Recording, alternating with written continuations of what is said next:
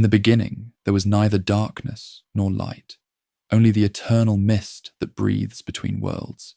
Here, time moved in great wheels, not straight lines.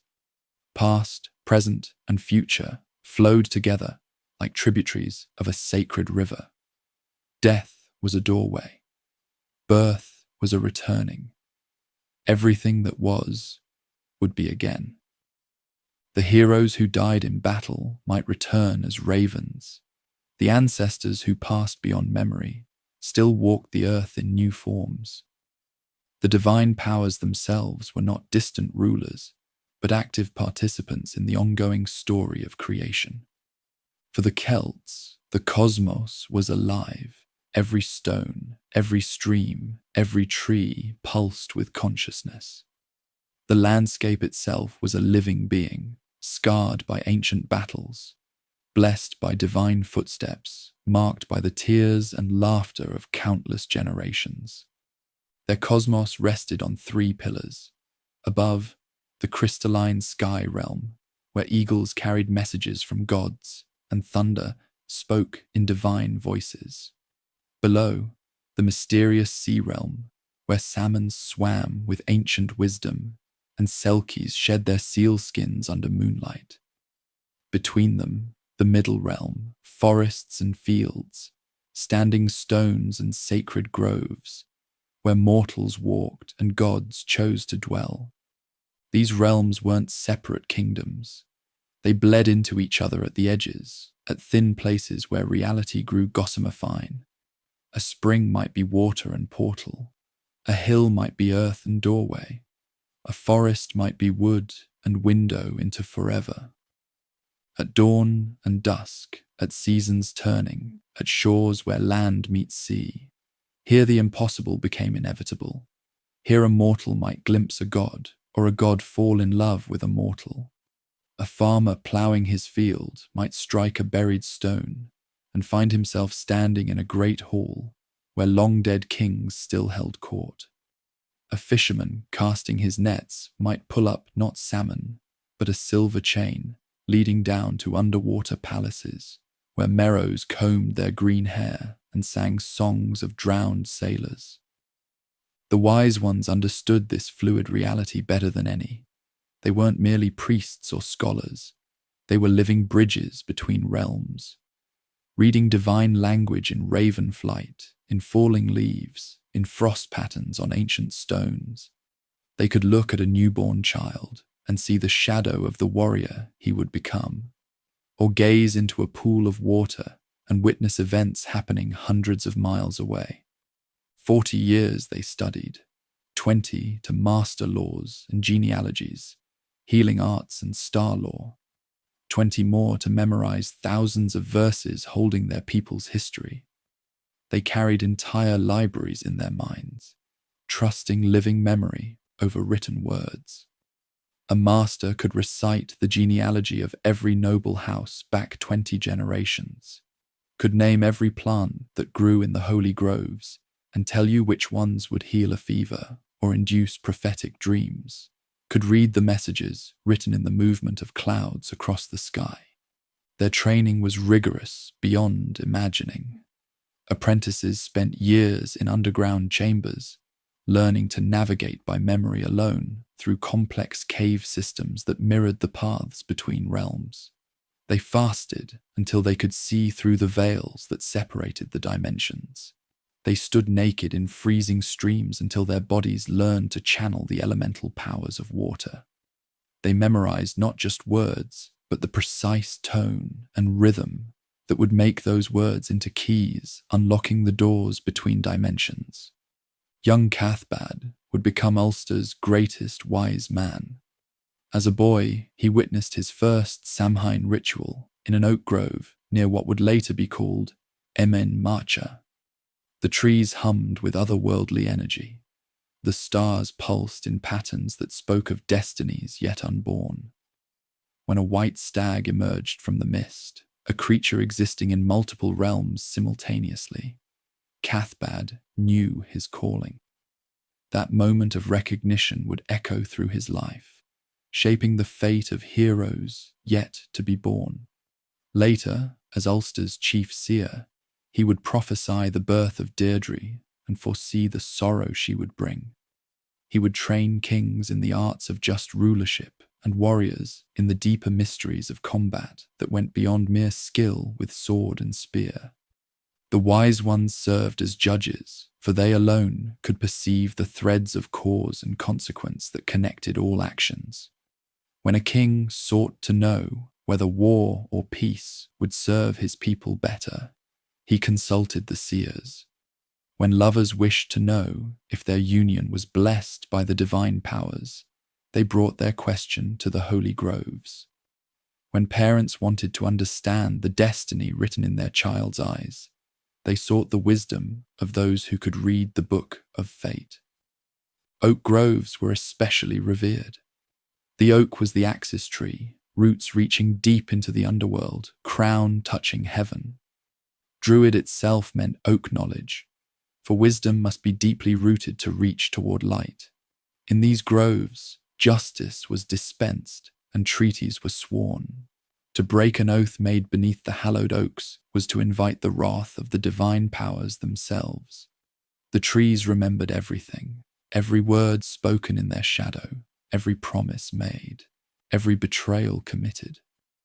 On quiet nights, if you pressed your ear to the bark of the oldest oaks, you could still hear the echoes of ancient ceremonies, the voices of wise ones long dead still chanting the laws that held the cosmos together. The learned ones harvested mistletoe from the oak with golden sickles, for this plant that grew without touching earth was holy. A bridge between sky and land, a symbol of life flourishing in the realm between realms.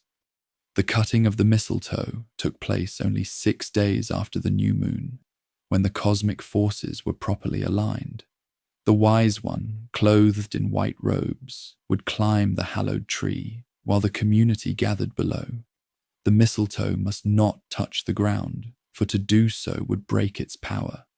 It was caught in white cloth held by assistants, then prepared into potions that could heal the barren, protect against poison, and grant visions of the future.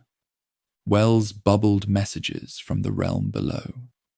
Warriors cast precious weapons into these waters as offerings, believing that the spirits of the depths would carry word of their courage to the divine powers. Lovers whispered names over the depths, trusting that the waters would carry their devotion to their beloved's dreams.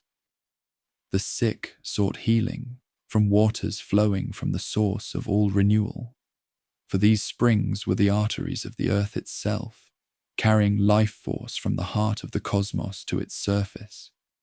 Blessed wells were tended by entire orders of priests and priestesses. The well of Segais, hidden somewhere in the depths of the Otherworld, was the source of all wisdom. 9 hallowed hazel trees grew around it, dropping their nuts into the water where the salmon of knowledge fed upon them. Whoever ate this salmon would gain all knowledge, but the fish could only be caught by one pure of heart and mind. Many sought it, few found even the well, much less the salmon swimming in its depths. Other wells were guarded by spirits demanding tribute. The well of Conla's spring required that visitors bring a bronze pin or needle as payment for the privilege of drinking its waters. Those who tried to drink without paying would find the water bitter as wormwood, or worse, be struck blind for their presumption. But those who showed proper respect might receive visions of their future, or glimpses of loved ones lost to death or distance. Stone circles rose like frozen giants, megaliths arranged to catch energies flowing between realms. On certain nights, when stars aligned in ancient patterns, these circles hummed with visible power, if you had the sight to see. The stones themselves were not mere rock, but crystallized intention, shaped by the will of ancient masters who understood the secret architecture of reality. Each circle was unique, designed for specific purposes.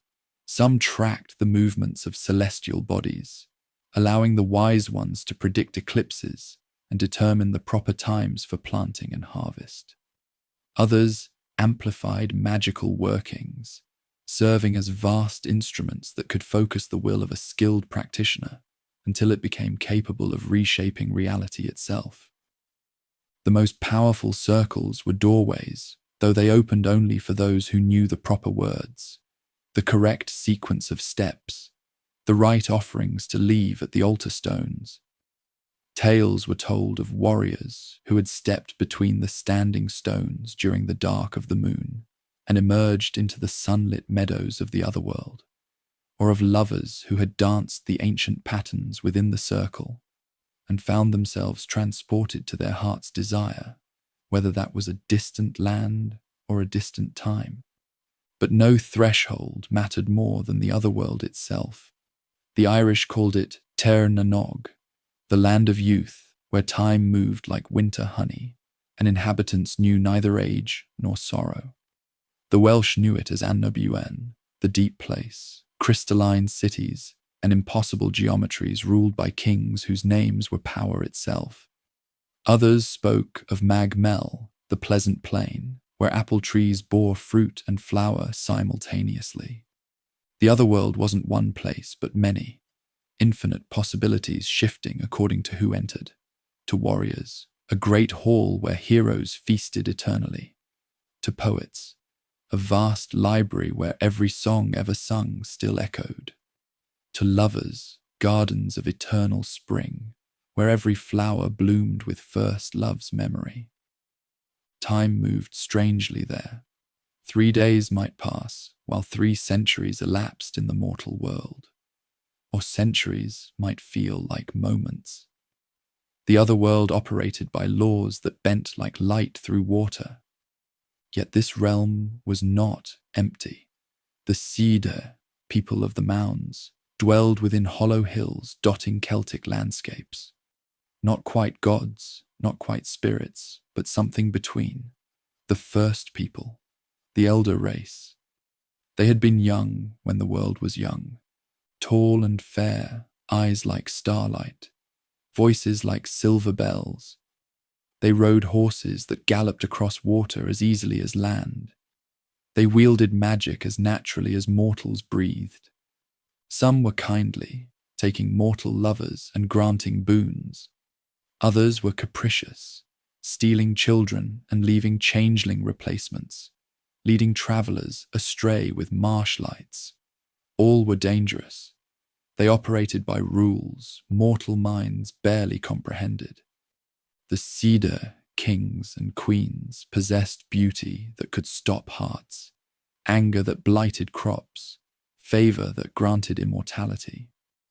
They lived in glass and crystal palaces hidden within hills, in cities existing between raindrops, in courts convening when the moon was dark.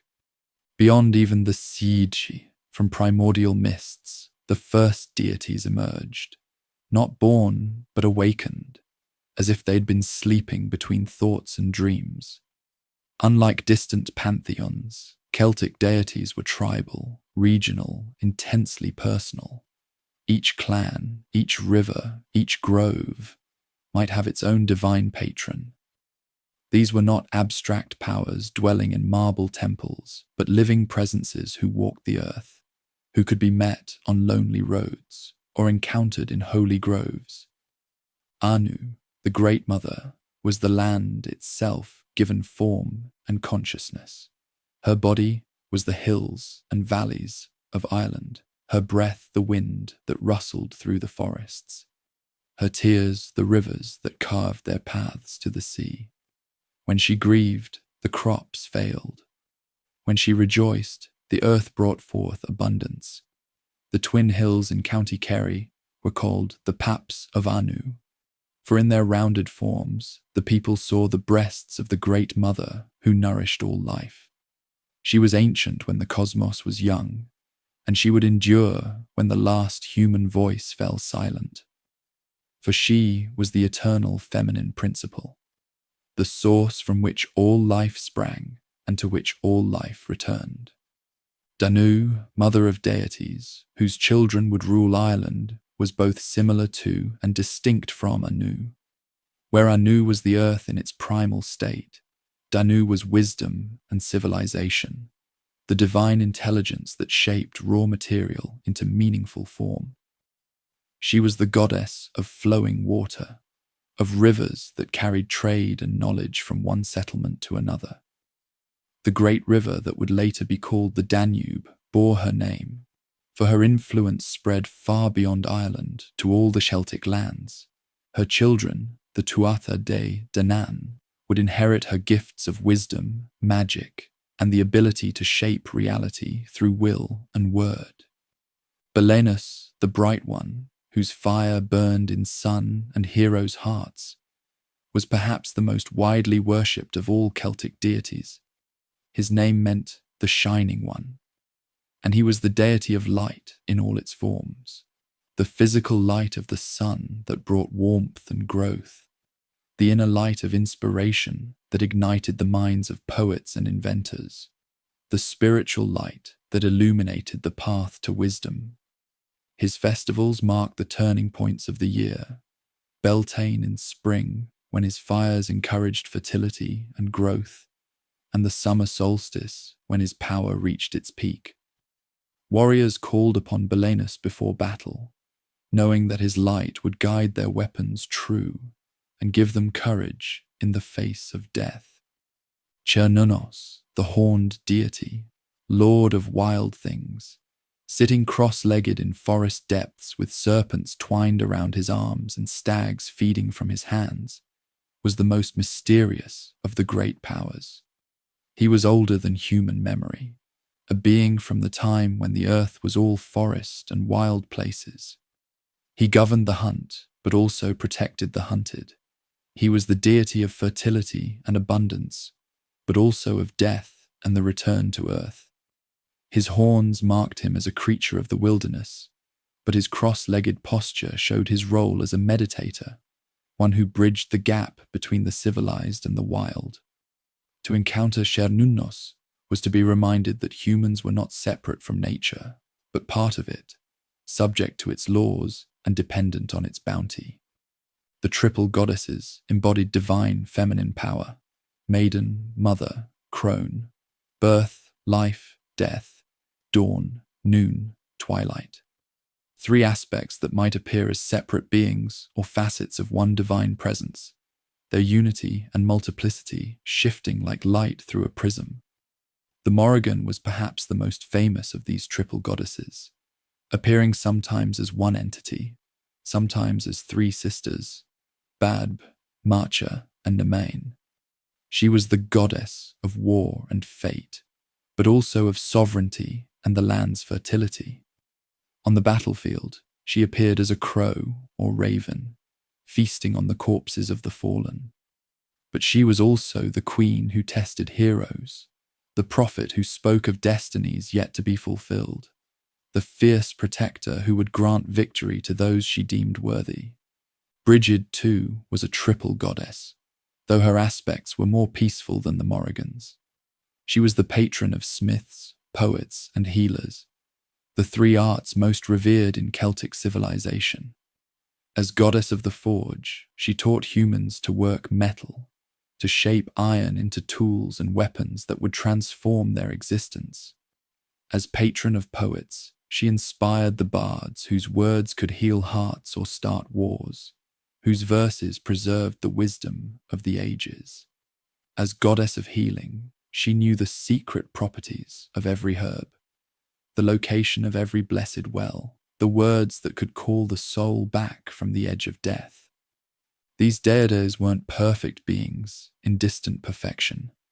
They were flawed, passionate, capable of great love and terrible wrath. They made mistakes, loved mortals, fought wars, died deaths that were transformations. The deity Nuada lost his hand in battle and had to abdicate his throne, for a king with any physical flaw could not rule. The deity Lugh fell in love with mortal women and fathered children who would become great heroes. The goddess Morrigan quarrelled with her sisters and split into three separate aspects that sometimes worked together and sometimes opposed each other. Their stories weren't moral lessons, but living truths, patterns repeating through generations, showing that even divine beings were subject to the great cycles of loss and renewal that governed all existence. Binding all of this together were the Gias, sacred obligations that wove through everything, like golden thread through tapestry. A geas might be blessing or curse, protection or doom, magical compulsions that couldn't be broken without terrible consequences. They were spoken into being by druids, by gods, by dying kings, by mothers blessing or cursing their children. Once spoken, a geas became part of the fabric of reality itself, as immutable as the law that made water flow downhill or fire burn upward. A king might never refuse hospitality to strangers, making him vulnerable to enemies but ensuring his honor. This was the geas that bound Conchobar MacNessa, king of Ulster, and it led to both his greatest triumphs and his ultimate downfall. A warrior might never refuse challenges, making him invincible in battle but doomed to die fighting. Such was the geas of Chulainn, Ireland's greatest hero, who could never turn away from combat even when he knew it would mean his death. A lover might be compelled to follow their beloved into the otherworld, choosing eternal youth over mortal happiness, as happened to countless mortals who were enchanted by the cedar. Some geas were protective. A hero might be bound never to eat the flesh of his totem animal, ensuring that the spirit of that creature would always guard him. Others were tests. A princess might be under geas to marry only the man who could solve her riddle or complete her impossible task. Still, others were punishments. A traitor might be cursed never to find rest in any house or hall, doomed to wander homeless until he made amends for his betrayal. The most complex geas often came in sets, creating webs of obligation that could trap even the wisest in paradoxes. The hero, Conaire Mór, was bound by multiple geas. He must never hunt the birds of his foster father, never sleep in a house after sunset with a fire burning, never travel around Tara left-handwise, and several others.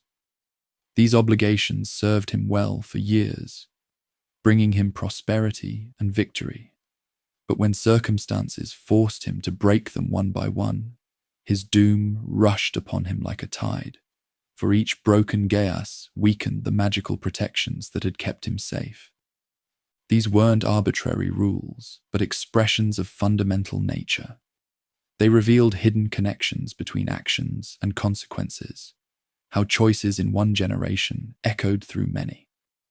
As the wheel of the year turned, certain times became especially significant. Samhain marked the Celtic New Year, the night when barriers between worlds weakened. The dead walked among the living. The cedar emerged from hollow hills to dance in moonlight. Past year died, new year was born. But danger walked with wonder. Malevolent spirits sought revenge. Hungry ghosts attempted possession. The cedar might steal children or lovers, leaving enchanted substitutes who would pine for their true home. Protection came through ritual.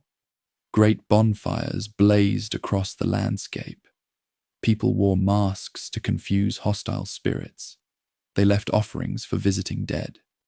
They carved faces into turnips, creating the first jack-o'-lanterns, not decorations but ward lights to frighten malevolent entities.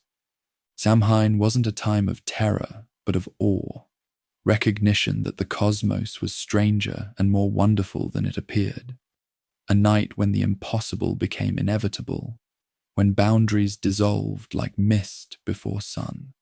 This was the realm that birthed deities and heroes whose stories echo through centuries, where every stream might hide a goddess, every hill conceal a palace, every threshold open onto eternity, where the line between divine and mundane wasn't a wall but a doorway. In this realm of infinite possibility, where time flowed in circles and the dead were merely elsewhere, the stage was set for great dramas, invasion myths that would reshape landscapes, the rise and fall of the Tuatha de Danann, heroic deeds and tragic loves defining what it meant to be human when divine powers walked among mortals. But first came the dawn, when possibility crystallized into story, when mists parted to reveal the first of many peoples who would claim Ireland, beginning with a single woman whose name outlasted mountains. Césaire, the first woman who came before the flood that would wash the world clean and make it ready for wonders yet to come. That dawn came in the form of a single ship cutting through primordial mists, carrying Césaire and her followers towards shores that had never known human footfall. She was the first woman, the beginning of Ireland's long story of invasion and renewal, and her name would outlast the mountains themselves. From the Lebor Gabála Érenn, the Book of Invasions, comes this ancient chronicle, not history as we understand it, but something deeper, a record of how consciousness itself awakened in the Green Isle that would become Ireland. Each wave of settlers brought new gifts, new struggles, new ways of understanding the relationship between mortal and divine. Césaire arrived 40 days before the Great Deluge, leading 50 women and 3 men in her wooden ship across the primordial seas. She was the granddaughter of Noah, so the scribes claimed. But in older tellings, she was something far more profound. The first expression of feminine consciousness, taking root in Irish soil. Her very name meant sorrow or affliction, for she carried within her the knowledge that her time would be brief, that her people would perish beneath the rising waters that would cleanse the earth for future ages. The 3 men who came with her divided the women between them. Césaire herself went to Fintan, while Bith and Ladra each took their portion, but mortality pressed close upon them. Ladra died first, overwhelmed perhaps by the weight of being among the first to breathe Irish air. Bith followed soon after, leaving only Fintan with 50 women in a land that had never known human footfall. When the flood came, it swept away all trace of Césaire's people, all save Fintan, who possessed the secret of transformation.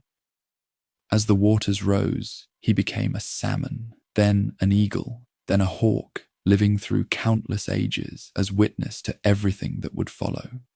He alone would remember the first woman who touched Irish shores, carrying her memory forward through the endless cycles of invasion and renewal. The waters receded, and the land lay empty once more. Grass grew over the bones of Césaire's people. Trees sprouted where their homes had stood. For 300 years, Ireland waited in silence, inhabited only by beasts and birds, by spirits that had no names, by the patient presence of Fintan in his many forms. Then came Partholon, leading his people from the Greek islands through Spain to the western shore. Where Césaire's was a tale of ending, Partholon's was a story of beginning. He brought the first clearings cut from primeval forest, the first ploughed fields, the first brewing of ale, the first smithy where iron rang against iron. His people multiplied across the land, establishing themselves in 25 settlements that dotted the coastlands and river valleys.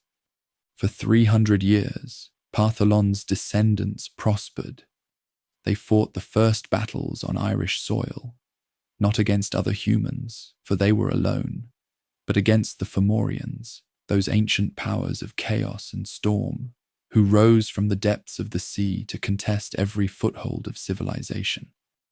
The Fomorians were old when the earth was young, beings of primal darkness and untamed ocean, representing all that resisted order, agriculture, the measured rhythms of settled life.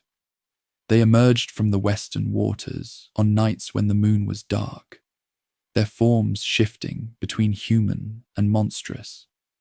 Some walked on two legs like men, but with faces that belonged to no earthly creature. Others towered above the tallest trees, their skin like barnacle-crusted stone, their voices the crash of waves against cliffs.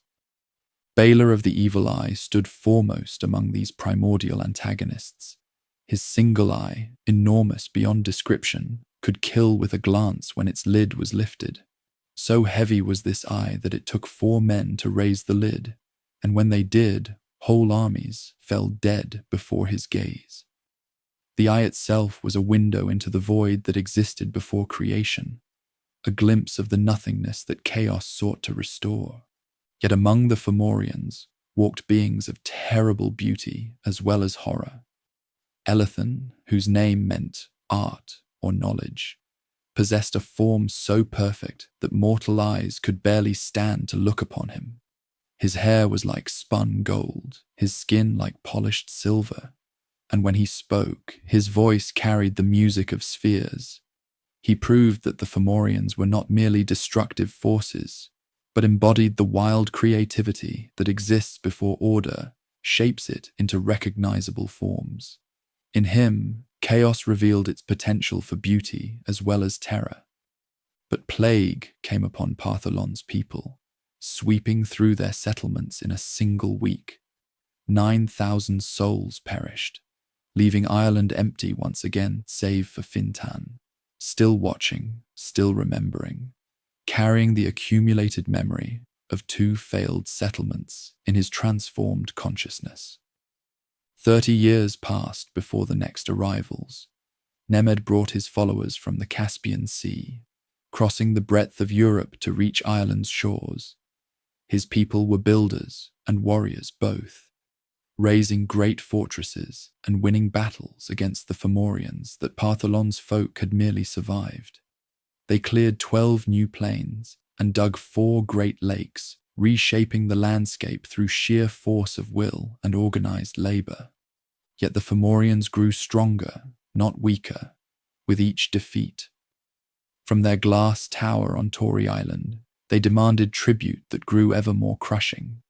2/3 of all grain, 2/3 of all cattle, 2/3 of all children born to Nemed's people. This was not mere taxation, but systematic weakening, a deliberate attempt to drain the life force from human settlement in Ireland. The tribute of children was perhaps the cruelest burden. Young ones, barely old enough to walk, were taken to the glass fortress, where they disappeared into purposes too dark to contemplate.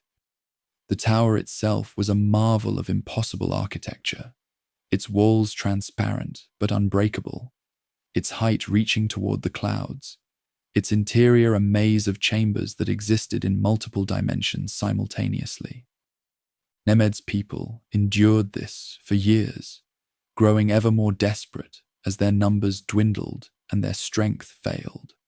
Finally, they could bear no more. In a desperate assault, they sailed to Tory Island with all their remaining warriors, determined to destroy the Fomorian stronghold or perish in the attempt. The battle was titanic, shaking the very foundations of the sea.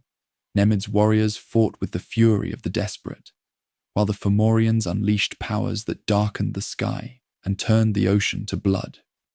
Both sides fought until exhaustion claimed them, until only a handful survived from either army. The glass tower fell, but so did Nemed's hopes of holding Ireland.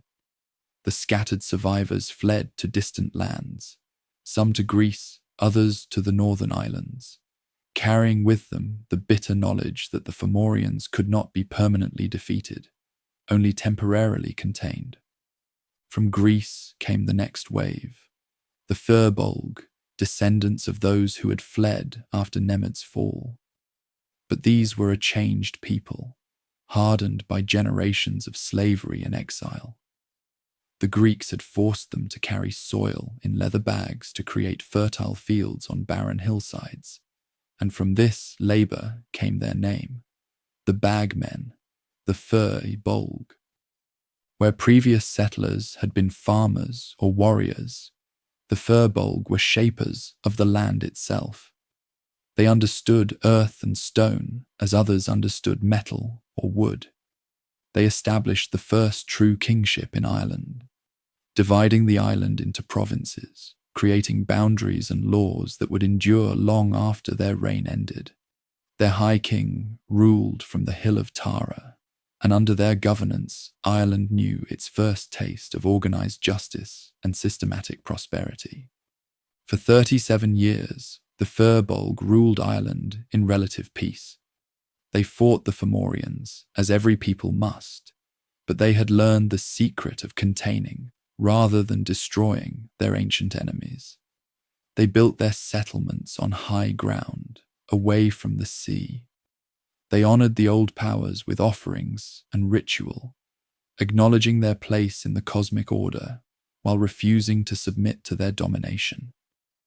But change was coming from the northern mists, carried on ships that sailed through storm and calm with equal ease. The Tuatha de Danann were approaching, the children of the goddess Danu, masters of arts that the Firbolg could barely comprehend. The Tuatha de Danann descended from the 4 mystical cities of the far north, Fallius, Gorius, Murius, and Findius, each a center of learning where different aspects of wisdom were perfected. From Fallius came the Lia file, the stone of destiny that would cry out when touched by a rightful king. From Gorius came the spear of Lug, which never missed its target and always brought victory to the one who wielded it. From Murius came the cauldron of the Dagda, which could feed any number of people and never empty. From Findius came the sword of Nuada, which none could escape once it was drawn from its sheath.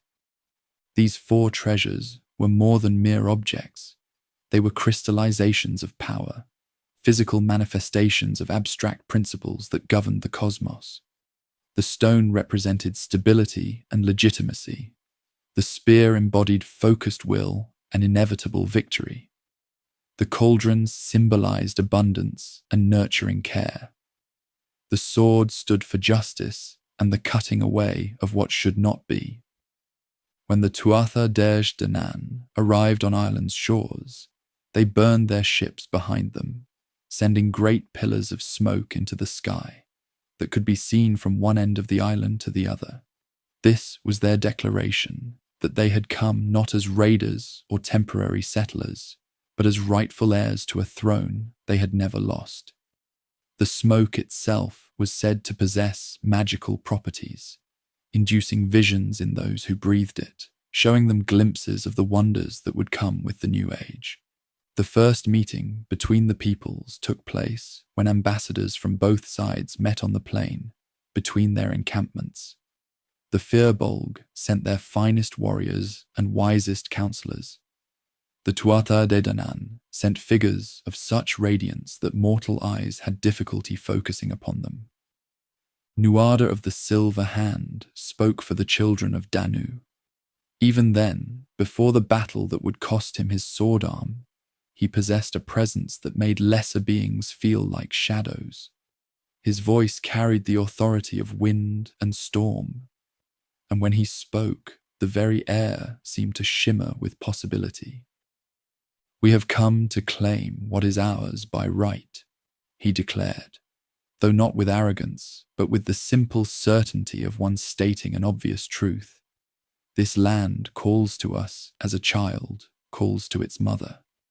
We offer you peace and partnership, for there is room enough in Ireland for all who would live in harmony with its divine nature." The Firbolg king, Eochaid mac Éoch, was a man of courage and wisdom, but he felt the weight of his people's history pressing upon him. They had fought too hard, sacrificed too much, to surrender their sovereignty without contest.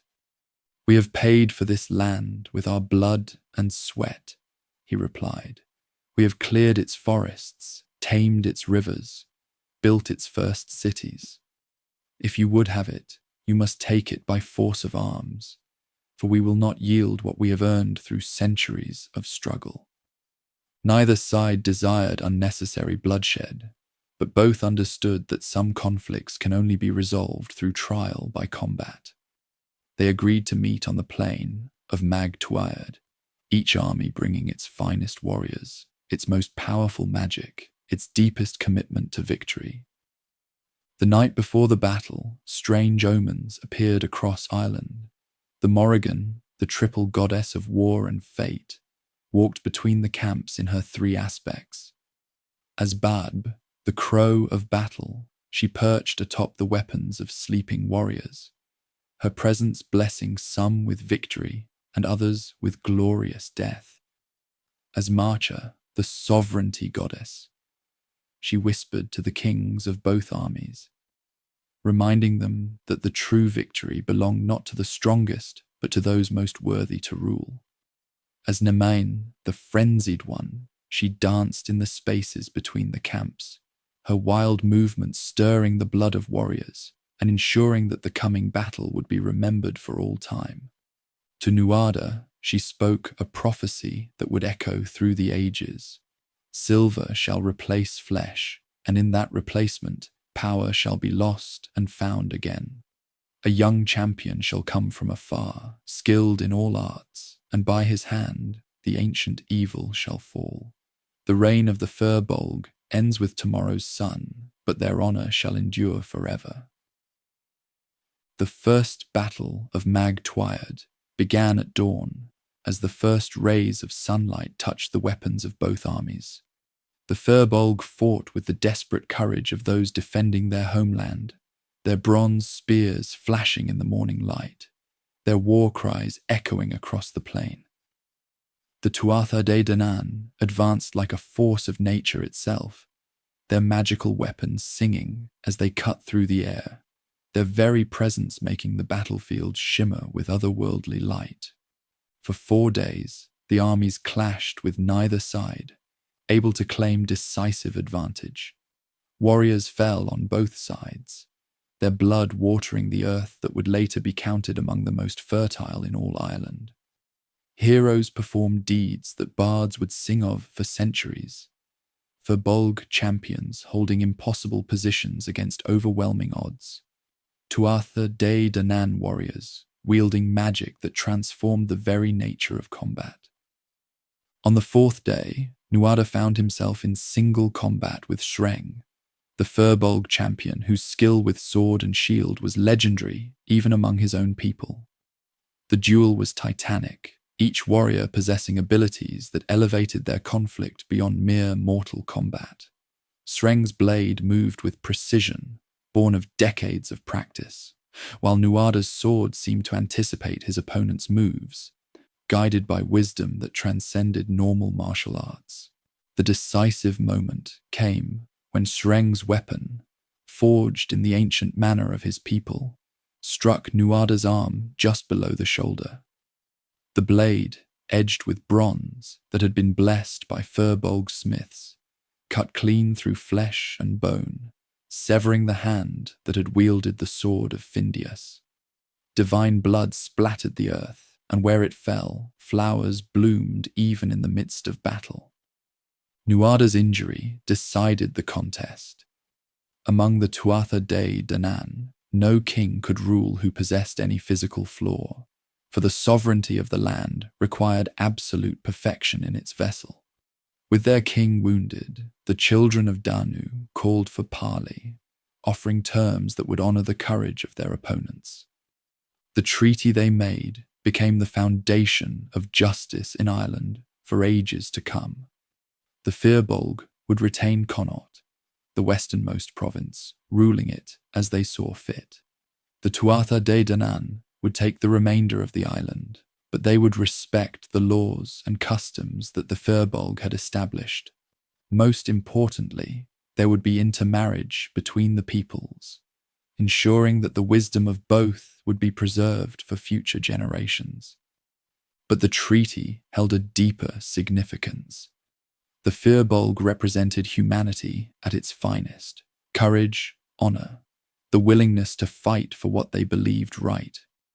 The Tuatha de Danann embodied divine potential, magic, the power to transform reality through will and wisdom. Their joining represented the first true fusion of mortal and divine on Irish soil, the beginning of an age when extraordinary would become ordinary, when the impossible would be merely unlikely. Yet the Fomorians watched from their depths, and they were not pleased. The rise of the Tuatha de Danann represented everything they opposed: order over chaos, cultivation over wilderness, the binding of wild forces into forms that served conscious purpose. They began to gather their strength for a conflict that would determine whether Ireland would be a land of divine order or primordial chaos. Bres, son of Elathan, the beautiful Fomorian, and a woman of the Tuatha de Danann, rose to become king in Nuada's place. His mixed heritage seemed to promise a golden age of peace between the opposing forces. Bres possessed his father's terrible beauty and his mother's divine wisdom. Under his rule, it seemed, all conflicts might be resolved, all oppositions reconciled. But power corrupted Bres, as it corrupts all who lack the inner strength to wield it wisely. He began to favour his Fomorian kindred over his Tuatha subjects, imposing tributes that recalled the worst excesses of Fomorian rule in ancient times. The divine nobles found themselves reduced to servants in their own halls. Warriors who had won glory in battle were set to menial tasks. Even the Dagda, mightiest of the divine champions, was forced to build fortifications for his ungrateful king. The breaking point came when Caerbre, chief poet of the Tuatha de Danann, visited Bres's court and received hospitality so poor that it violated every law of proper kingship. The poet was given stale bread, sour milk, and a place to sleep that was cold and uncomfortable. In response, Caerbre composed the first satire ever heard in Ireland, verses so cutting that they raised blisters on Bres's face and stripped him of the divine protection that surrounded rightful kings. Without warmth, without shelter, without generosity, these be the marks of Bres's hall. Without prowess, without honour, without wisdom, these be the signs of Bres's rule. Let the rightful king reclaim his throne, for the land itself cries out against this mockery of sovereignty. The satire accomplished what warfare could not. Bres's support crumbled as his subjects recognized the justice of Caerbre's words. Meanwhile, Danann, physician to the Tuatha de Danann, had been perfecting his greatest work, a well of healing that could restore any wound, cure any disease, even return the dead to life if their injuries were not too severe. When Nuada learned of this miracle, he came to the well and allowed Danann to remove his wounded arm. The physician then attached an arm of pure silver, crafted by Credna, the divine smith, with such skill that it moved and functioned exactly as living flesh. The silver hand possessed strength beyond that of any mortal limb, and its touch could heal lesser wounds or bless those who served the cause of justice. With his physical perfection restored, Nuada could rightfully reclaim his throne. But the land had been too deeply wounded by Bres's misrule for easy healing. The Fomorians, encouraged by their kinsman's reign, were massing for a final assault on the divine order. This would be no mere battle, but an apocalyptic conflict that would determine the fundamental nature of reality itself. It was then that Lugh arrived at the gates of Tara, seeking admission to Nuada's court. The guards challenged him, as was customary, demanding to know what skills he possessed that were not already represented among the king's followers. "I am a right," Lugh declared. "We have a right already," they replied, gesturing to the craftsman's quarter. "I am a warrior. We have many warriors, and skilled ones. I am a poet. Our poets are the finest in all the lands. I am a sorcerer. Our sorcerers can work wonders beyond counting." Lugh smiled, and in that smile was the promise of dawn after the longest night. Ask your king this. Does he have, among his followers, one man who is all of these things together? For I am Lugh Lamfada, the long-armed, master of every art that exists, skilled in all crafts that have been invented, possessing knowledge of all songs that have been sung and all spells that have been spoken. When Nuada heard this boast, he set Lugh a test that had humbled many mighty champions. A game of fidgel, the chess of the wise ones, was brought forth, its board inlaid with precious metals, its pieces carved from ivory and obsidian. The game was said to reflect the cosmic order itself, each move representing a choice that echoed through multiple dimensions of reality. Lugh played as if he had invented the game himself, his moves revealing strategies so subtle that the watching courtiers gasped in admiration. He won not just once, but 7 times in succession, each victory more elegant than the last. It became clear that here was no ordinary champion, but one whose abilities transcended normal limitation. Tuatha rose from his throne and offered Lugh the seat of honor at his right hand. Take my place for 13 days, he commanded, and show us how to prepare for the war that is coming. For the Fomorians gather their strength, and we must be ready to face them with power greater than any that has been seen since the cosmos began. Under Lugh's guidance, the Tuatha De Danann began preparations for the second battle of Mag Tuired. Every craft was turned to the creation of weapons and defenses. Every spell was refined for maximum effectiveness. Every warrior trained until their skills transcended the merely mortal and approached the truly divine. The Morrigan appeared to Lugh on the eve of battle, her 3 aspects speaking in harmony for the first time in ages. The fate of Northern Ireland hangs in the balance, she warned. Should the Fomorians triumph, chaos will spread throughout all realms, and the work of creation will be undone. But victory will require a sacrifice that will echo through all the ages to come. When the armies met on Mag Tuired for the second time, the very earth trembled beneath their feet. The Fomorians came in forms that hurt to look upon, beings of storm and darkness, creatures that violated the natural order by their very existence. Bela walked among them, his terrible eye closed, but radiating malevolence even while shuttered, the promise of annihilation contained within his monstrous gaze. The battle began before dawn, as Fomorian sorcerers tried to poison the well that supplied the Tuatha De Danann with water. But Dian Cecht had foreseen this treachery and protected the well with enchantments that turned any harmful substance into healing medicine. When the Fomorians' poison touched the blessed water, it became an elixir that granted the divine army renewed strength and courage. Throughout the morning, champions of both sides sought each other in single combat, while their armies clashed around them.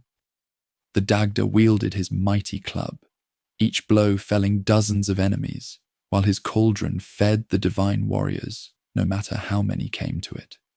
Ogma, champion of the Tuatha De Danann, carved through Fomorian ranks with his sword, taking their heads as trophies and learning their secret names from their dying lips. But it was clear that mortal weapons, even magical ones, could not decide this conflict. The battle would be won or lost through powers that transcended physical force, through the clash of fundamental principles that governed existence itself. The turning point came when Bela's warriors finally succeeded in lifting the lid of his terrible eye. The gaze that emerged was death itself given form, annihilation made visible. Wherever it fell, divine warriors crumbled to dust. Their weapons melted, their armor turned to ash. Even the bravest champions of the Tuatha De Danann fled before that cosmic horror, for no courage could stand against the promise of absolute ending. Lugh had been waiting for this moment, preparing for it since his arrival at Tara, He possessed a sling unlike any other, crafted from the sinews of giants and blessed with spells that made its stones fly true across any distance. But more than that, he understood the secret weakness that Bela had hidden even from himself. The giant's eye, for all its power, was still an eye, and like any eye, it could be wounded. Moreover, Bela was Lug's own grandfather, for the young champion was son to Chulainn of the Tuatha de Danann, an Ethniu, daughter of Bela himself. This relationship gave Lug a connection to his enemy that went deeper than blood, a understanding that transcended the surface opposition between order and chaos. Lug loaded his sling with a stone that blazed within a fire, a fragment of star iron that had fallen from the sky at the moment of his birth. He spun the weapon with all his skill, all his strength, all his love for the future that would be possible only if the forces of chaos were defeated here and now. The stone flew straight and true, striking Bela's eye at the moment of its most terrible opening. The impact drove the eye back through the giant's skull and out the back of his head, where its gaze fell upon the Fomorian army behind him. Rank upon rank of chaos-born warriors crumbled beneath their own champion's deadly stare, their screams of terror and agony echoing across the battlefield. Bela himself swayed like a great tree in a storm before toppling backward, his massive form crushing hundreds of his own followers. As he fell, the light went out of his eye forever, and with it died the last hope of chaos triumphing over order in the mortal realm. The death of Bela broke the spirit of the Fomorian army. Some fled to the deepest places of the ocean, where they remain to this day, dreaming of revenge. Others transformed themselves into forces of nature, storms and tidal waves, earthquakes and volcanic eruptions, continuing their war against order in forms that could never be completely defeated, but could no longer threaten the fundamental structure of reality. The Morrigan stood over the battlefield as the sun set, her three voices joining in a prophecy that echoed across all the realms. Peace rises to the heavens descend to the earth rests under the heavens. Strength to everyone, plenty for all. Summer in winter, peace to the heights, in the depths, to all creation. But her prophecy held darker elements as well, for she saw far into the future, to times when the divine order established on this day would face new challenges, when the children of the Tuatha de Danann would themselves be displaced by younger peoples who carried different dreams and different destinies. With the second battle of Mag Tuaird won, the age of the Tuatha de Danann truly began. They had proven themselves worthy to rule not through conquest alone, but through wisdom, courage, and sacrifice. The land of Ireland recognized them as its rightful sovereigns, and the earth itself rejoiced in their victory. Yet this was not an ending, but a beginning, the start of a golden age when divine and mortal would walk together, when magic would be as common as sunlight, when the barriers between possible and impossible would grow so thin that wonders would become the normal course of existence. The children of Danu had claimed their inheritance at last, and they would use it to transform Ireland into something unprecedented in all the annals of creation, a realm where the dreams of the divine could take physical form, where the otherworld and the mortal realm would dance together in harmony, where every dawn might bring miracles and every sunset might open doorways to eternity. The victory at Mag Tuaird marked more than the end of war. It heralded the beginning of Ireland's golden age, when celestial beings ruled not as distant overlords, but as living sovereigns who walked among their subjects.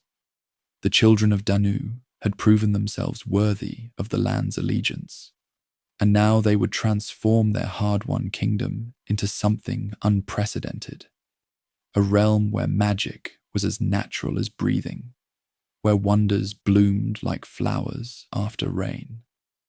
Nuada of the Silver Hand resumed his throne, his metallic limb gleaming with otherworldly radiance as he dispensed justice that was both wise and compassionate. The Silver Hand had become more than a replacement for lost flesh. It was a symbol of renewal, proof that even immortal beings could be wounded and yet emerge stronger than before. When Nuada placed his silver palm upon the stone of Fal during his recoronation, the ancient pillar's cry of approval echoed across all 5 provinces, confirming that the land itself recognized his authority. Under Nuada's restored kingship, the children of Danu established a court that surpassed anything the mortal realm had ever witnessed. At Tara, the seat of high kings, palaces rose that seemed to be built from crystallized starlight and woven moonbeams. Their walls shifted color with the passing hours, showing scenes from the otherworld or reflecting the emotions of those who dwelt within them. Visitors often became lost for days in corridors that rearranged themselves according to some celestial geometry that mortal minds could barely comprehend.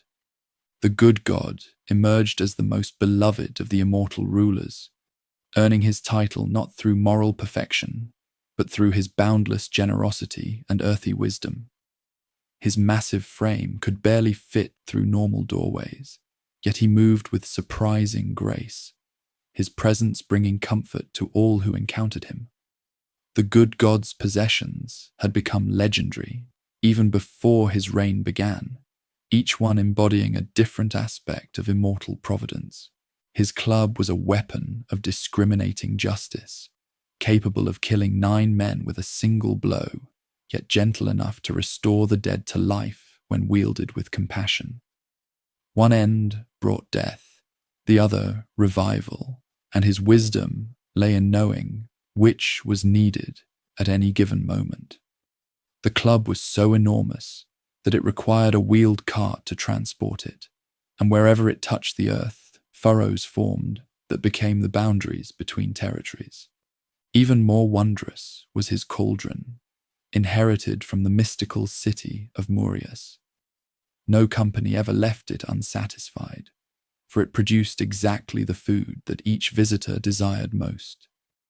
A warrior might find it filled with roasted meat and strong ale, while a poet discovered delicate fruits and wine that inspired verses.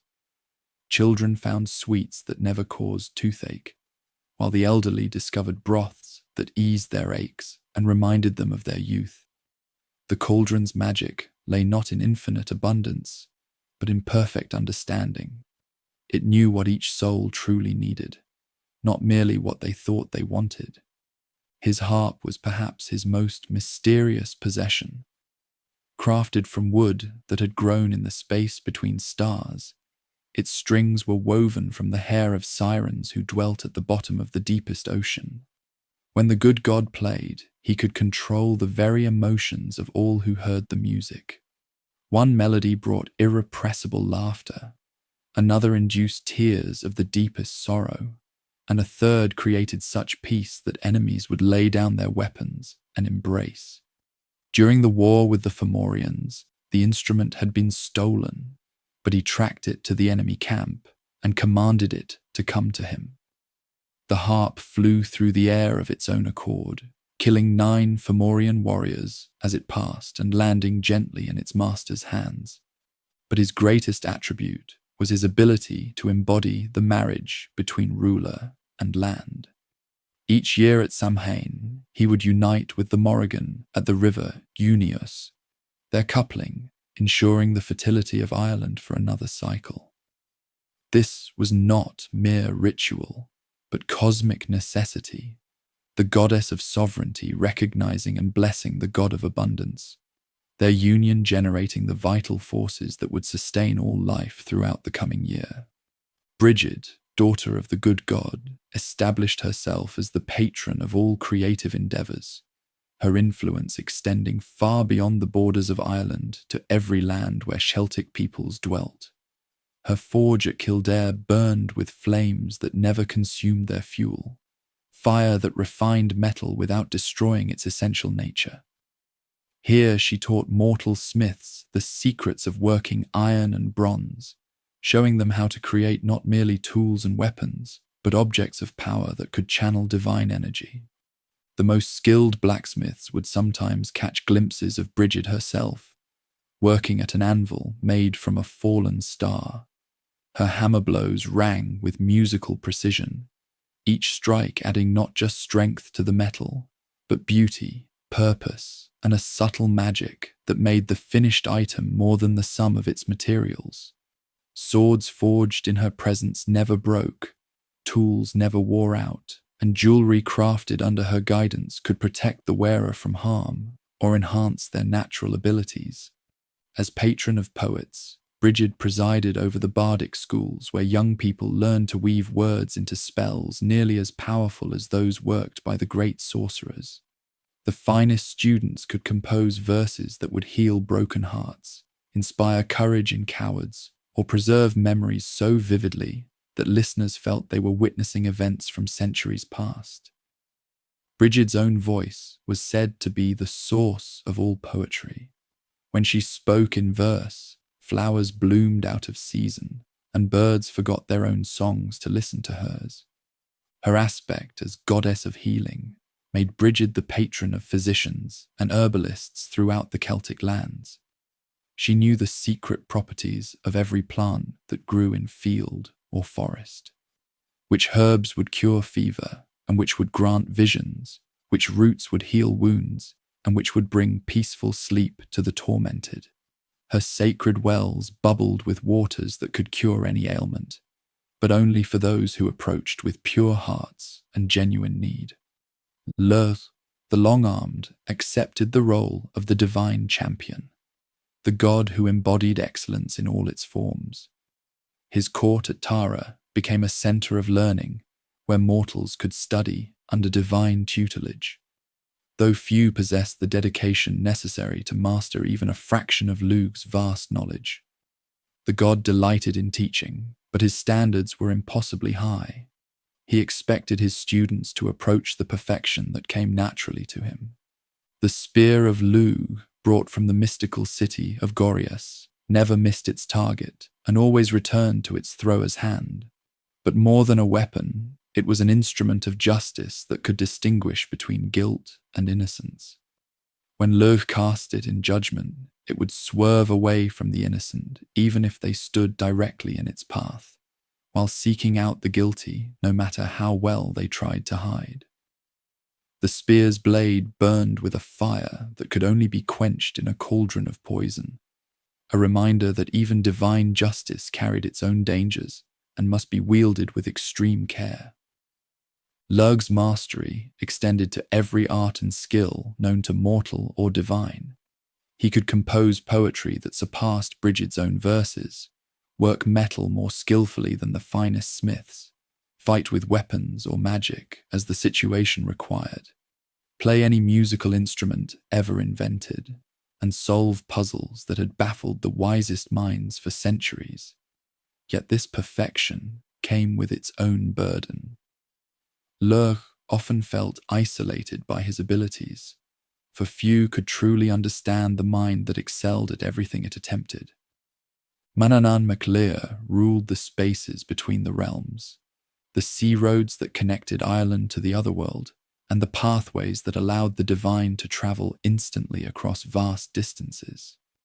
His home was the mystical Isle of Man, which existed simultaneously in the mortal ocean and the otherworldly sea, serving as a way station for souls travelling between life and death. Manannán's horses could gallop across water as easily as land, their hoofbeats creating the waves that carried ships to their destinations. His boat, the wave sweeper, needed no sails or oars, but responded to his thoughts, taking him wherever he desired to go at speeds that made distance meaningless. The boat could carry any number of passengers without growing crowded, and those who sailed in it found the journey passing like a pleasant dream, regardless of how far they actually travelled. The sea god's cloak of mists was perhaps his most useful possession, for it could render its wearer invisible or create illusions so convincing that entire armies might march past without noticing a hidden city. Danann used this power to protect sacred sites from those who would profane them, and to conceal the entrances to the otherworld from mortals who were not ready for such wonders. As psychopomp, Danann guided souls between the realms of living and dead, ensuring that each spirit found its proper destination. He knew the secret names of every soul that had ever been born, and could call them back from the depths of the afterlife if circumstances required. Yet he used this power sparingly, for he understood that death was not an enemy to be conquered, but a necessary transition that maintained the cosmic order. Angus Og, the young love, established his palace at Mabinogion, the ancient mound that would later be called Newgrange. Here he presided over all matters of romance and desire, helping lovers find each other across the barriers of distance, social class, or even mortality itself. His palace existed in a pocket of time where a day lasted a year, and a year passed, like a day, allowing him to grant his visitors the gift of extended courtship without the pressures of ordinary time. The god's 4 white birds were messengers of love, carrying tokens between separated lovers and sometimes bearing the spirits of those who had died of broken hearts. These birds could travel between the mortal realm and the otherworld, ensuring that true love could transcend even death itself. Their song could heal emotional wounds or kindle passion in the coldest heart, but they sang only for those whose feelings were pure and selfless. Angus himself fell in love with a woman he had seen only in dreams, spending a year searching for her throughout Ireland and the otherworld. When he finally discovered that she was Care, a swan maiden who spent alternate years in human and bird form, he willingly transformed himself to match her nature. Their love story became the template for all the great romances that would follow, proving that even the divine must sometimes sacrifice for love. The sovereignty goddesses, Eriu, Banba, and Fodla, embodied the very spirit of Ireland itself, each representing a different aspect of the land's character. Eriu spoke for the fertile plains and river valleys, where mortals could build their settlements and raise their crops. Banba represented the wild mountains and forests that remained forever beyond human control. Fodla governed the coastal regions where land met sea, the liminal spaces where transformation was always possible. These 3 sisters possessed the power to grant or withdraw their blessing from any who sought to rule Ireland. A king who honored them would find his reign marked by prosperity and peace, while one who ignored them would face drought, famine, and rebellion. They were not capricious goddesses, but embodiments of natural law. They blessed those who worked in harmony with the land's nature, and cursed those who tried to impose their will against the cosmic order. The divine court's greatest treasure remained the 4 magical objects brought from the mystical cities of the north. The Stone of Fal continued to cry out whenever a rightful king placed his foot upon it, its voice serving as the ultimate test of legitimate authority. But the stone's power went deeper than simple recognition. It could see into the soul of anyone who approached it, revealing their true intentions and their fitness for leadership. The Sword of Nuada, forged in Findias, became the template for all weapons of justice throughout the Celtic lands. Once drawn, it could not be returned to its sheath until it had accomplished its purpose, whether that was striking down an enemy or revealing a hidden truth. The blade glowed within a light when lies were spoken in its presence and grew cold as winter when oaths were broken. The cauldron of the Dagda served not only as an endless source of food, but as a symbol of the divine generosity that should characterize all just rulers. It reminded both gods and mortals that power existed not for its own sake, but to serve those who needed protection and care. Mortal kings who understood this lesson found their own resources mysteriously multiplying, while those who hoarded their wealth discovered it turning to dust in their hands. Lug's spear represented the focused will that could overcome any obstacle, the unwavering determination that transformed the impossible into the inevitable. But it also symbolized the responsibility that came with power, for the spear's unerring accuracy meant that its wielder could never claim ignorance or accident. Every cast was a conscious choice that would bring either justice or injustice into the realm. Under the rule of the Tuatha de Danann, Ireland became a land where the extraordinary was commonplace. Cattle gave milk that could heal diseases. Trees bore fruit that granted temporary immortality. Rivers ran with water that could restore youth to the aged or wisdom to the foolish. The very air shimmered with possibilities, and mortals found themselves capable of feats that would have been impossible under purely human rule. Yet this golden age carried within it the seeds of its own transformation. The divine rulers, for all their wisdom and power, represented an order that was perhaps too perfect for the mortal realm. Their very presence elevated Ireland above the normal flow of history, creating a paradise that was beautiful, but ultimately unsustainable. The Morrigan, in her aspect as prophet, had foreseen this from the beginning. During her victory song after the Battle of Mag Tuatha, she had spoken not only of the peace that would follow, but of the changes that would come in future ages. She knew that the reign of the Tuatha de Danann, however glorious, was only one chapter in Ireland's longer story.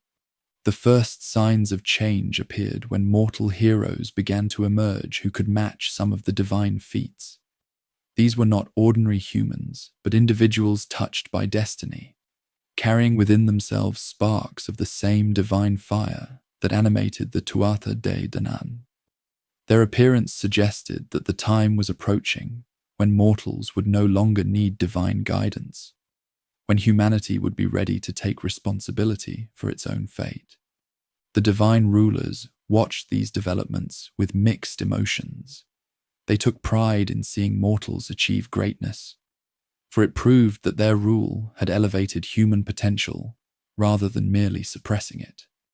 Yet they also felt a melancholy awareness that their time of direct involvement in mortal affairs was drawing to a close. Some among the Tuatha de Danann began to withdraw from active rule, spending more time in the Otherworld and less in the mortal realm. They established courts in the cedar mounds, the hollow hills that dotted the Irish landscape, creating spaces that existed partially in both worlds. From these hidden kingdoms, they could continue to influence events without directly controlling them. Others chose to bind themselves more closely to specific locations, becoming the guardians of particular lakes, rivers, or groves. They transformed from active rulers into protective spirits, watching over the places they had come to love during their time of sovereignty. Their presence blessed these locations with healing properties or unusual fertility, creating the sacred sites that would be revered for centuries to come. The transition was gradual, occurring over generations rather than in a single dramatic moment. Mortal kings began to take more responsibility for governing their people, consulting the divine rulers less frequently and relying more on their own wisdom and the counsel of human advisors. The Tuatha de Danann encouraged this development, for they understood that true wisdom lay in knowing when to lead and when to step aside. Yet even as they prepared for the next phase of Ireland's history, the divine rulers left behind gifts that would endure long after their active reign had ended. They established schools where mortals could learn the fundamentals of magic, healing, and poetry. They created artifacts that would serve as focuses for power in later ages. Most importantly, they altered the very nature of Ireland itself, making it a land where the boundaries between natural and supernatural would always remain fluid. The otherworld courts that they established in the Seed He mounds became centres of wisdom and power that would influence Irish culture for millennia. These were not places of exile, but kingdoms in their own right, realms where time moved differently and where the limitations of mortal existence need not apply. From these hidden palaces, the Tuatha de Danann would continue to play a role in Ireland's story, sometimes helping worthy mortals and sometimes testing them, always ensuring that the spark of magic they had kindled would never be completely extinguished. As their time of direct rule drew toward its close, the divine kings and queens looked back on what they had accomplished with satisfaction. They had taken a land torn by conflict and transformed it into a realm of wonder. They had elevated mortal consciousness to new heights while respecting the essential humanity of their subjects. They had proven that divine rule, when exercised with wisdom and compassion, could create conditions in which all beings, mortal and immortal alike, could flourish. The Tuatha de Danann had kept faith with the promises they made when they first arrived on Ireland's shores. They had brought peace where there had been war, abundance where there had been scarcity, and hope where there had been despair. Their legacy would live on in the stories told around countless fires, in the sacred sites that dotted the landscape, and in the belief that somewhere, just beyond the edge of ordinary perception, wonders still waited for those bold enough and worthy enough to seek them. But even the greatest ages must come to an end, and new peoples were already stirring in distant lands, carrying with them different dreams and different destinies. The Mabinogions, the ancestors of the modern Irish, were beginning their own journey toward the mystical island that had become the home of the divine. Their arrival would mark another turning point in Ireland's long story, another transition from one age to another. The children of Danu had ruled wisely and well, but their time was drawing to a close. Soon they would face their greatest challenge, not a war for conquest, but a test of wisdom, a choice between holding on to power and gracefully accepting the need for change. How they met this challenge would determine not only their own fate, but the future of the land they had come to love more than their own immortality. But even the greatest ages must yield to change, and new peoples were already stirring in distant lands. The time of the children of Danu was drawing to a close, and mortal heroes were beginning to rise who would eclipse even the deeds of the immortal champions. This was the dawn of the heroic age, when flesh and blood warriors would achieve feats that would echo through eternity, proving that humanity had learned well from its celestial teachers. In Ulster, in the northern kingdom of Ireland, a child was born whose coming had been foretold by seers and whose destiny would shape the very meaning of heroism. Yet his birth was anything but ordinary, for it involved not one conception, but two, not one father, but multiple claimants to that honour, and circumstances so extraordinary that they could only have occurred in an age when the boundaries between mortal and immortal had grown thin as morning mist. Dectyre, sister to Conchobar MacNessa of Ulster, was travelling with 50 of her companions when a snowstorm forced them to seek shelter. They found refuge in a strange house that seemed to have appeared from nowhere, where a couple welcomed them with hospitality that bordered on the magical. The woman of the house was in labour, and Dectyre assisted in the birth of a male infant, whose beauty was so striking that all who looked upon him felt their hearts lift with inexplicable joy.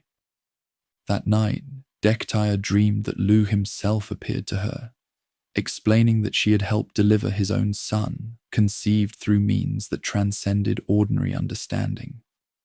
When she awoke, both the house and the mysterious couple had vanished, leaving only the infant sleeping peacefully in her arms. But even this miraculous child would not survive in the ordinary world. he faded like morning dew, leaving Dectia bereft but forever changed by her encounter with the realm beyond. Months later, as Dectia drank from a copper vessel during a feast, a tiny creature appeared in the cup. Some said it was a mayfly, others claimed it was a spark of pure light. Whatever its nature, when she swallowed it, she felt a stirring within her womb that she knew could only mean one thing. The child of Lugh had returned to be born into the mortal realm through her own flesh.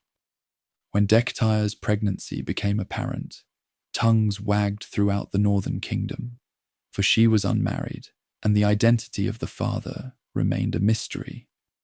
Some whispered that her brother, the ruler, had fathered the child, others that it was the result of her encounter with the vanished couple. To silence the rumours and provide the child with proper standing, Conchobar arranged for his sister to marry Sualtam mac Roich, a noble warrior who accepted the infant as his own son. The child was born at Dundelgan, near what would later be called Dundalk, on the very day that 2 foals were delivered in the royal stables, a sign that his destiny was linked to the swift courses that would carry the future champion to glory and doom alike. They named the infant Setanta, and from his earliest days it was clear that no ordinary fate awaited the child. Even as a toddler, Setanta displayed strength that amazed his foster parents. The child could throw stones with such accuracy that he never missed his target, no matter how small or distant. His speed was such that he could outrun the swiftest horses in the northern province, and his leaps carried the lad over obstacles that grown men could barely climb.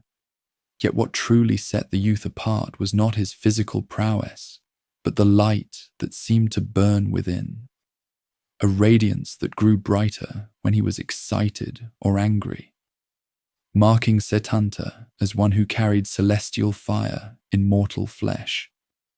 At the age of 7, the lad asked permission to join the student troop at Mabinogion, the royal fortress where noblemen's sons learned the arts of war and governance. His mother was reluctant to let the child go, for she sensed that leaving home would set Setanta irrevocably on the path toward his extraordinary destiny.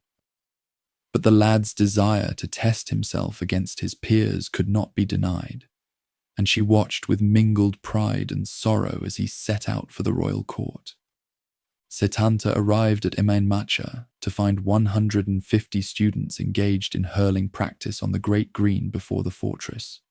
Without asking permission or waiting for an invitation, the newcomer joined their game, immediately demonstrating skills that left the other children speechless. Single-handedly, he drove the ball past all defenders and into the goal, then turned and prevented them from scoring against the lone challenger, no matter how they combined their efforts. The students, frustrated by their inability to match this stranger, attacked en masse. Setanta's battle fury erupted for the first time. His body seemed to grow larger, his hair stood on end, crackling with energy, and one of his eyes retreated deep into his skull, while the other bulged out like a crimson orb.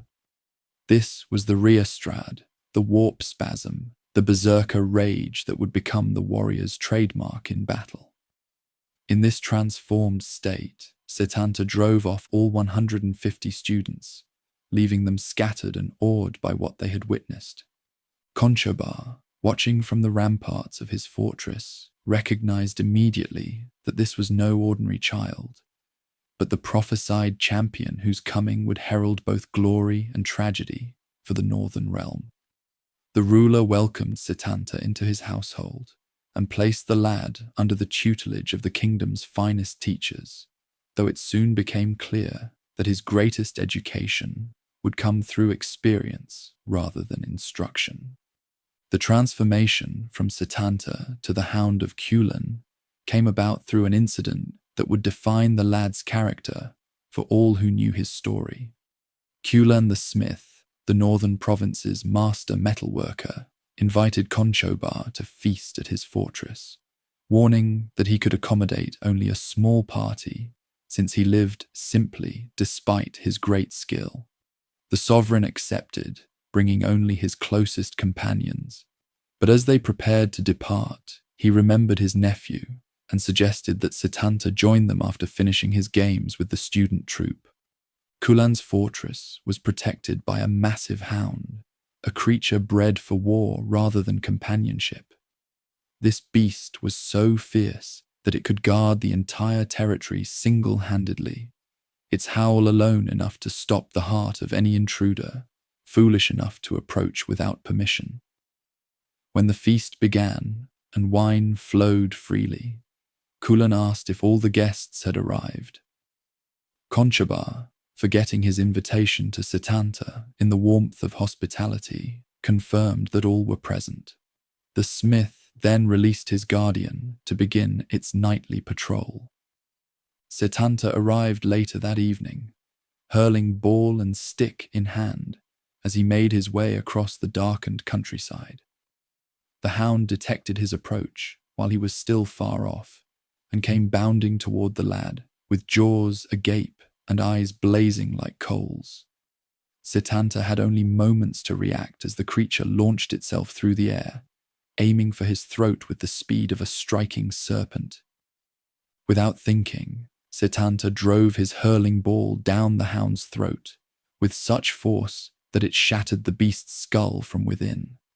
Then, seizing the creature's hind legs, he dashed its body against a standing stone until its bones were broken and its spirit fled to whatever afterlife awaited such faithful guardians. When Chulainn emerged to investigate the commotion, he found his beloved hound dead and the lad standing over its remains, neither boastful nor apologetic, but simply explaining what had occurred. The smith wept for his companion, not just because of its value as a guardian, but because he had raised it from a puppy and loved it as a faithful friend. Setanta, moved by the smith's grief, made an offer that would change his identity forever. "Give me a puppy from the same bloodline, and I will train it to be as faithful and fierce as this hound was. Until it is old enough to guard your lands, I will serve as your protector myself, standing watch over your territory and your household." Cathbad the seer, who was among the sovereign's party, proclaimed that henceforth the lad should be known as the Hound of Chulainn, for he had taken upon himself the duties of the beast he had been forced to kill. The name was more than a title. It was a recognition that the lad had shown the qualities that would define his entire life. The willingness to take responsibility for his actions, the courage to fulfill difficult obligations, and the strength to protect those who could not protect themselves. As the hound grew toward manhood, his reputation spread throughout Ireland and beyond. Stories were told of his incredible feats, how he could leap over the walls of any fortress, how his spear casts never missed their mark, how his battle cry could shatter shields and stop hearts. But those who knew the champion best understood that his greatest strength lay not in his supernatural abilities, but in his unwavering sense of honor and his determination to protect the innocent, regardless of the cost to himself. The warrior's education was completed under the tutelage of Scathach, the battle queen of Alba, the land that would later be called Scotland. Scathach dwelt on the Isle of Shadows, a place so difficult to reach that many warriors died in the attempt to find her. Her fortress was built on a bridge that spanned a chasm so deep that no one had ever seen its bottom, and the bridge itself was enchanted to throw off any who lacked the courage and skill to cross it. Scathach taught the Ulster champion arts of war that no mortal master could have imparted. She showed the eager student the salmon leap that could carry him over any obstacle, the thunder feat that made his war cry echo like a storm across the battlefield, and the Gai Bolga, the belly spear, a weapon so terrible in its effects that she taught its use to only one pupil in each generation. This spear entered the body as a single point, but opened into 30 barbs once inside. making wounds that no physician could heal, and deaths that no sorcery could reverse. During his time with Scathach, the young warrior also encountered Aife, another battle queen whose skills rivaled those of his teacher. The two women were enemies, locked in a conflict so ancient that neither could remember its origin, and Scathach warned her pupil that Aife's hatred extended to anyone who showed loyalty to her rival. When Aife challenged the Ulster warrior to single combat, he accepted despite his teacher's warnings, for his geas forbade him to refuse any challenge. The duel was titanic, with both fighters displaying skills that transcended normal human ability. Aife's strength was so great that she shattered the champion's sword, leaving him apparently defenseless. But the student had learned during his time with Scathach that victory in combat came not just from strength or skill, but from understanding one's opponent. "Look!" he cried, pointing behind Aifu. "Your horses and chariot are falling into the chasm." Aife turned instinctively to look, for she loved her horses more than her own life. In that moment of distraction, the hound seized her from behind, holding his broken sword to her throat while she struggled in his grip. "Grant me 3 wishes," he demanded, "and I will spare your life." Aife, recognizing that she had been fairly defeated through her own momentary weakness, agreed to his terms.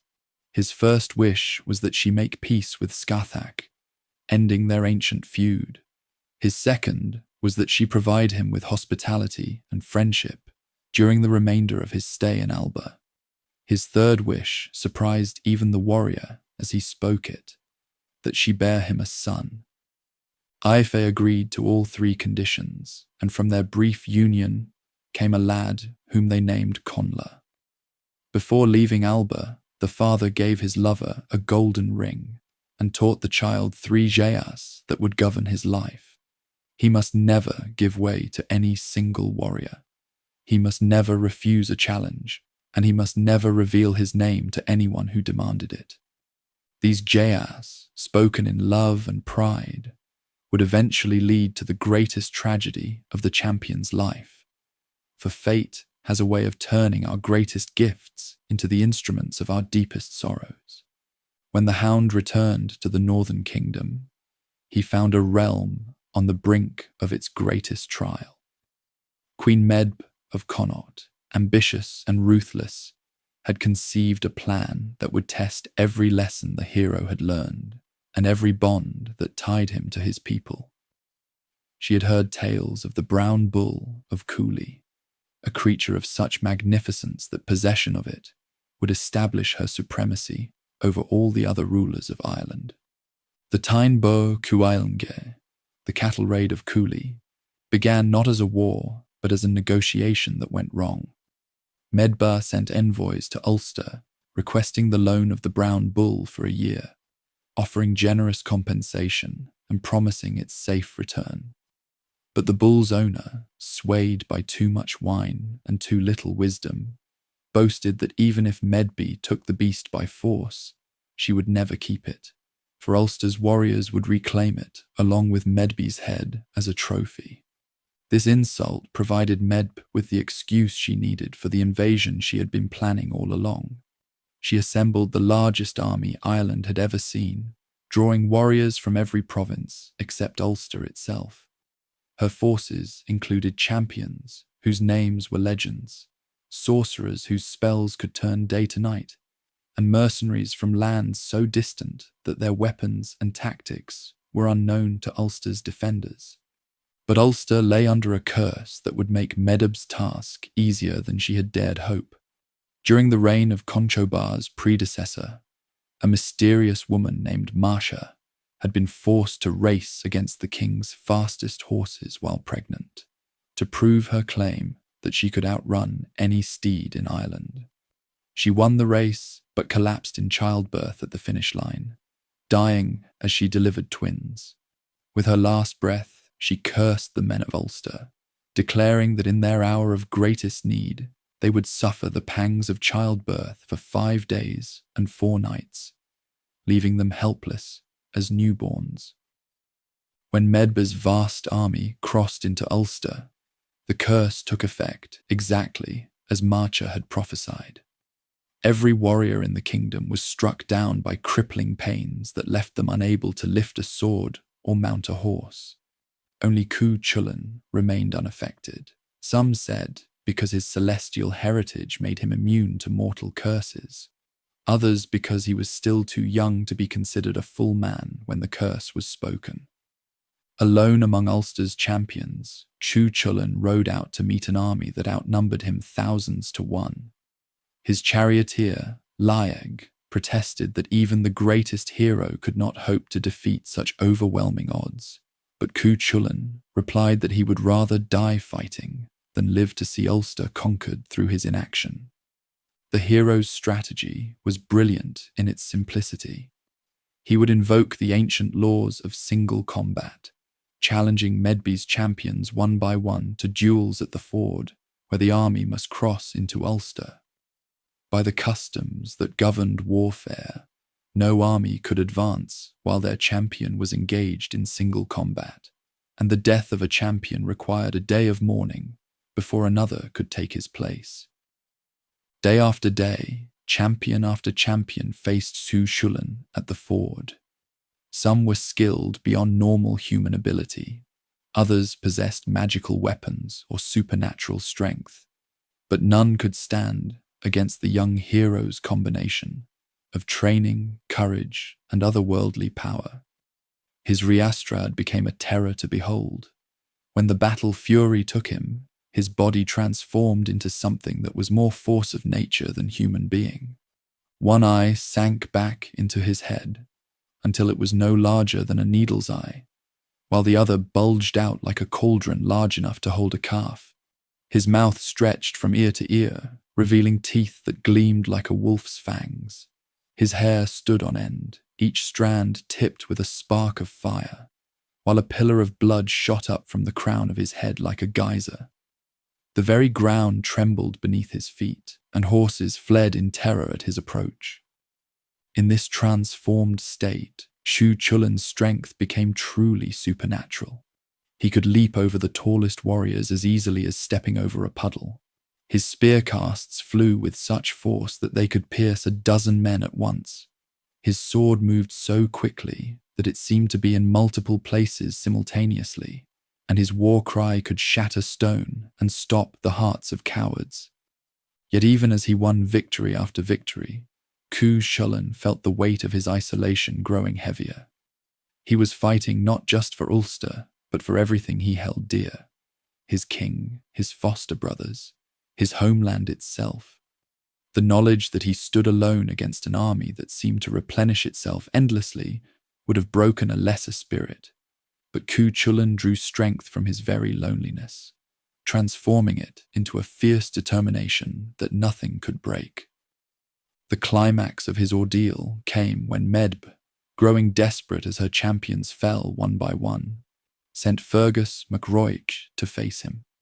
Fergus had once been king of Ulster, before political manoeuvring forced him into exile, and he had been Chulainn's own foster father and teacher in the arts of war. The young hero had learned swordplay at Fergus's knee and looked up to him as both mentor and father figure. When the two met at the ford, Fergus carried Caladbolg, a sword so mighty that its stroke could level a hilltop. Against this weapon, even Chulainn's supernatural abilities might not suffice. But as they faced each other across the water, Fergus spoke words that cut deeper than any blade. "Stand aside, my foster son. You have proven your courage beyond any doubt.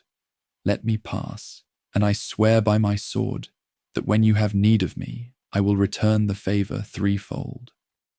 Chulainn understood that this was more than a request. It was an offer of alliance that would serve Ulster's long-term interests better than one more victory at the ford.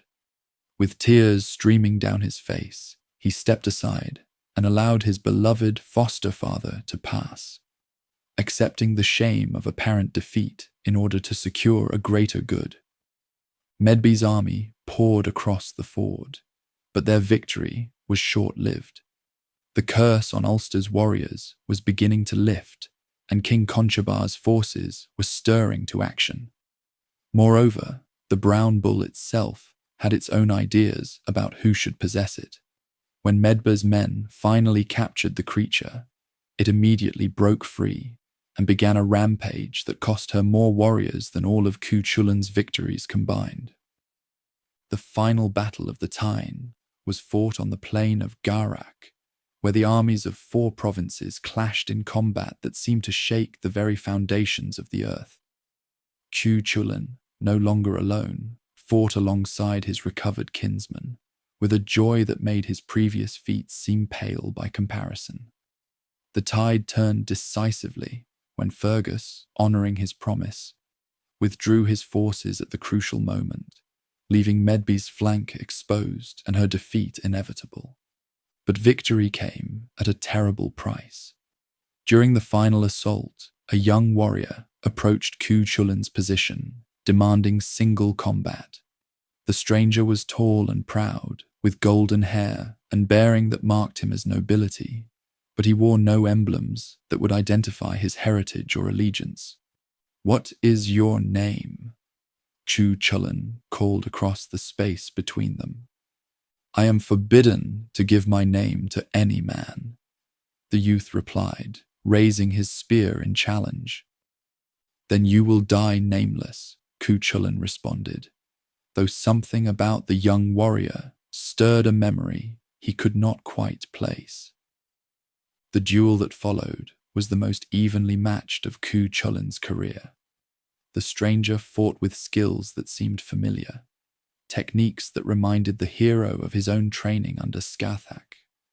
Blow matched blow, leap countered leap, until both warriors were breathing hard and streaming with sweat. Finally, driven to desperation by his opponent's skill, Chulainn resorted to the gay bolga, the weapon that no defense could turn aside. The belly spear flew true, entering the young warrior's body just below the ribs and opening into its 30 barbs. As the stranger fell, dying from wounds that no power could heal, he gasped out words that struck Chulainn like a physical blow. "You have killed your own son. I am Conla, son of Aiefe, and bearer of your ring." The golden ring that Chulainn had given to Aiefe gleamed on the dying boy's finger, proof of a truth too terrible to deny. The jayas that the hero had placed on his son, never to reveal his name, never to give way, never to refuse a challenge, had led inevitably to this moment of ultimate tragedy. Chulainn lifted his son's body and carried it back to the Ulster camp, where warriors who had seen him face armies without flinching watched in awed silence as he wept over the child he had unknowingly slain. The hero who had seemed invincible was revealed to be mortal after all, subject to the same griefs and losses that afflicted all humanity. From that day forward, Chulainn was a changed man. His victories continued.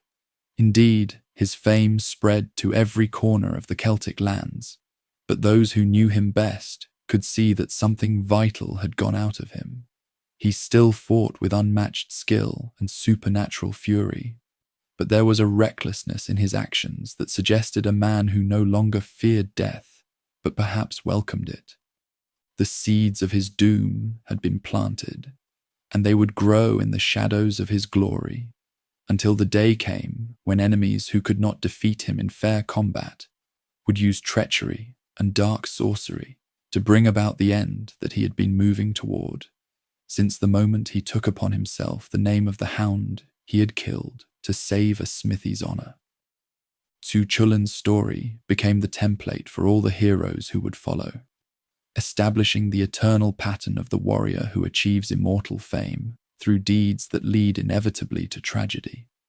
He proved that mortals could indeed rival the children of Danu in their capacity for both wonder and sorrow, setting the stage for an age when humanity would no longer need celestial guidance, but would forge its own legends in fire and blood, in courage and sacrifice, in the eternal struggle between what is and what ought to be. The Age of Heroes had proven that mortals could achieve greatness, rivaling the children of Danu themselves. But with such elevation came sorrows that cut deeper than any blade. For where there is great passion, there must be great loss, and where hearts burn brightest, they cast the darkest shadows. The tales that followed would explore the other face of heroism, not the glory won in battle, but the tragedies born of desire, the transformations wrought by devotion, and the bitter truth that even the mightiest champions remain vulnerable to the tender mercies of the heart. These were the stories that mothers whispered to their daughters by firelight, that bards sang when the wine had loosened tongues and the night had grown long enough for weeping. They spoke of beauty so transcendent it could doom kingdoms, of passion so pure it could bridge the gap between life and death, and of choices so terrible that their consequences would echo through generations like ripples from a stone cast into still water. The first and most tragic of these romances began with a cry that pierced the night like a blade through silk. In Ulster, during the reign of Conchobar MacNessa, a feast was held at the house of Fidlimid, the royal storyteller. As the evening wore on and the assembled nobles grew merry with drink and tales, a scream erupted from the storyteller's wife. Not a cry of pain, but something stranger and more unsettling.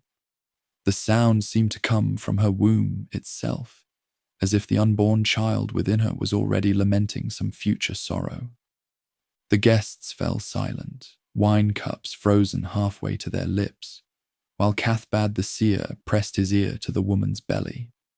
When he straightened, his face was pale as winter moonlight, and his voice carried the weight of unwelcome prophecy. "A daughter will be born from this womb," he intoned, "and her name shall be Deirdre, which means sorrow. She will be the most radiant woman ever to draw breath in Ireland, with hair like spun gold and eyes like the deep pools where salmon rest. Kings will desire her, warriors will fight for her, and kingdoms will burn because of her splendor. She will be the cause of great slaughter among the champions of Ulster, and because of her, the greatest warriors of this land will die in exile." The nobles shifted uneasily at these words, and some called for the infant to be killed at birth to prevent such calamity. But Conchobar raised his hand for silence, his eyes already kindling with a possessive light that those who knew him recognized and feared. "The child will live," he declared. "I will take her into my protection and raise her in isolation, away from all eyes but those I choose. When she comes of age, she will be my bride, and her radiance will serve to glorify my reign rather than destroy it." The prophecy fulfilled itself with cruel precision. The girl was born with an allure that seemed to glow from within, as if she carried starlight in her veins. Conchobar had the infant taken to a remote stronghold in the wilderness, where she was raised by a nurse named Levacum and a few carefully chosen servants. No man was permitted to look upon the maiden, except the physician who tended to her health and Conchobar himself, who visited occasionally to observe the flowering of his future bride. But such radiance could not be hidden forever. An affection, like water, finds a way through the smallest cracks in even the strongest walls. The girl grew to womanhood, knowing nothing of the outside realm, except what Levacum told her in stories. Yet her heart yearned for something beyond the narrow confines of her prison palace. One winter morning, as snow fell outside her tower window, the captive watched her nurse prepare breakfast and accidentally cut her finger on a knife. As red blood dropped onto the white snow, a raven landed to drink from the crimson pool, and the maiden felt her heart stop with sudden longing. "I would cherish a man," she whispered, "who had hair as black as that raven, skin as white as this snow, and lips as red as this blood." Levarcum, who had come to adore the girl as her own daughter, felt her heart break at these words, for she knew of such a man, Nuis, son of Usnach, one of the greatest warriors in Ulster, and renowned throughout Ireland for his magnificence and prowess. But she also knew that speaking his name would set in motion events that could only end in tragedy. Yet desire will not be denied, and fate has its own cruel wisdom. When Levercham could no longer bear to see the maiden's melancholy, she told her ward about Nuis, describing his raven-black hair, his snow-white skin, and his lips red as fresh blood. More than that, she revealed that he and his 2 brothers often hunted in the forests near the tower. The captive began to watch from her window with new purpose, and it was not long before she caught sight of the 3 sons of Usnach racing through the woodland on their swift horses. Nuis rode in the lead, and when the girl saw him, she knew that her heart had found its home, even if that home was built on foundations of doom. The maiden devised a plan that was both simple and devastating. She slipped away from her guards one morning and positioned herself on a hill where Nuis would surely see her as he returned from the hunt. When he came upon her there, surrounded by wildflowers and morning mist, her radiance struck him like a physical blow. For a moment, neither could speak. Here was the woman no man was supposed to see, whose very existence was death to any who dared approach her. And here was the man she had dreamed of, as perfect as her imagination had painted him.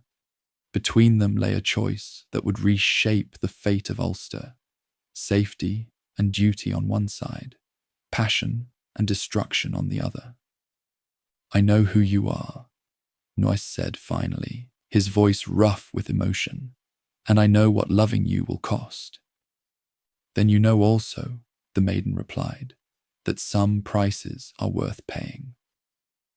They fled that very night, Nuis and his brothers choosing exile and certain doom over the alternative of living without devotion.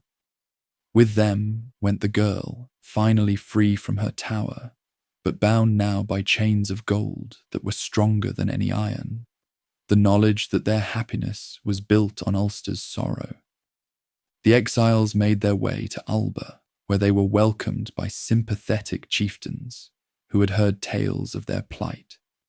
For years they lived in happiness that seemed to make their sacrifice worthwhile. Nuis and the maiden cherished each other with the intensity of those who know their time is borrowed, while his brothers, Ardan and Ainle, served as their protectors and companions. But Conchobar's rage did not cool with time. It hardened like iron in the forge, growing stronger and more bitter with each passing season. He sent spies to watch the exiles, waiting for the perfect moment to spring his trap. When he learned that even in Alba, the woman's radiance was causing problems, that local chieftains were beginning to war over her, he saw his opportunity. The trap came in the form of forgiveness. Conchobar sent Fergus MacRoic, once king of Ulster and foster father to the sons of Usnach, with an offer of safe return and royal pardon. Fergus was bound by Jaas to speak only truth, and his message was genuine. Conchobar promised on his honour that Nuis and his companions would be welcomed back to Ulster without harm. The exile's dreams, however, had been filled with visions of blood and betrayal. 3 times she saw ravens drinking from the severed heads of the sons of Usnach. 3 times she witnessed their deaths at the hands of men they trusted. She begged Nuis not to trust Conchobar's offer, but the warrior's homesickness was stronger than his caution, and his honour prevented him from believing that his foster father would lie. They returned to Ireland, and for a brief moment it seemed that her fears were unfounded. Conchobar welcomed them with apparent warmth and housed them at the Red Branch Hostel, where Ulster's greatest champions stayed when visiting the royal court. But the welcome was a facade, for the ruler had already arranged for their destruction. Conchobar sent Eogan MacDurthacht, chieftain of the Fern, to kill the sons of Usnach. Eogan was bound to the sovereign by old debts and obligations that made refusal impossible, and he carried out his grim task with efficient brutality.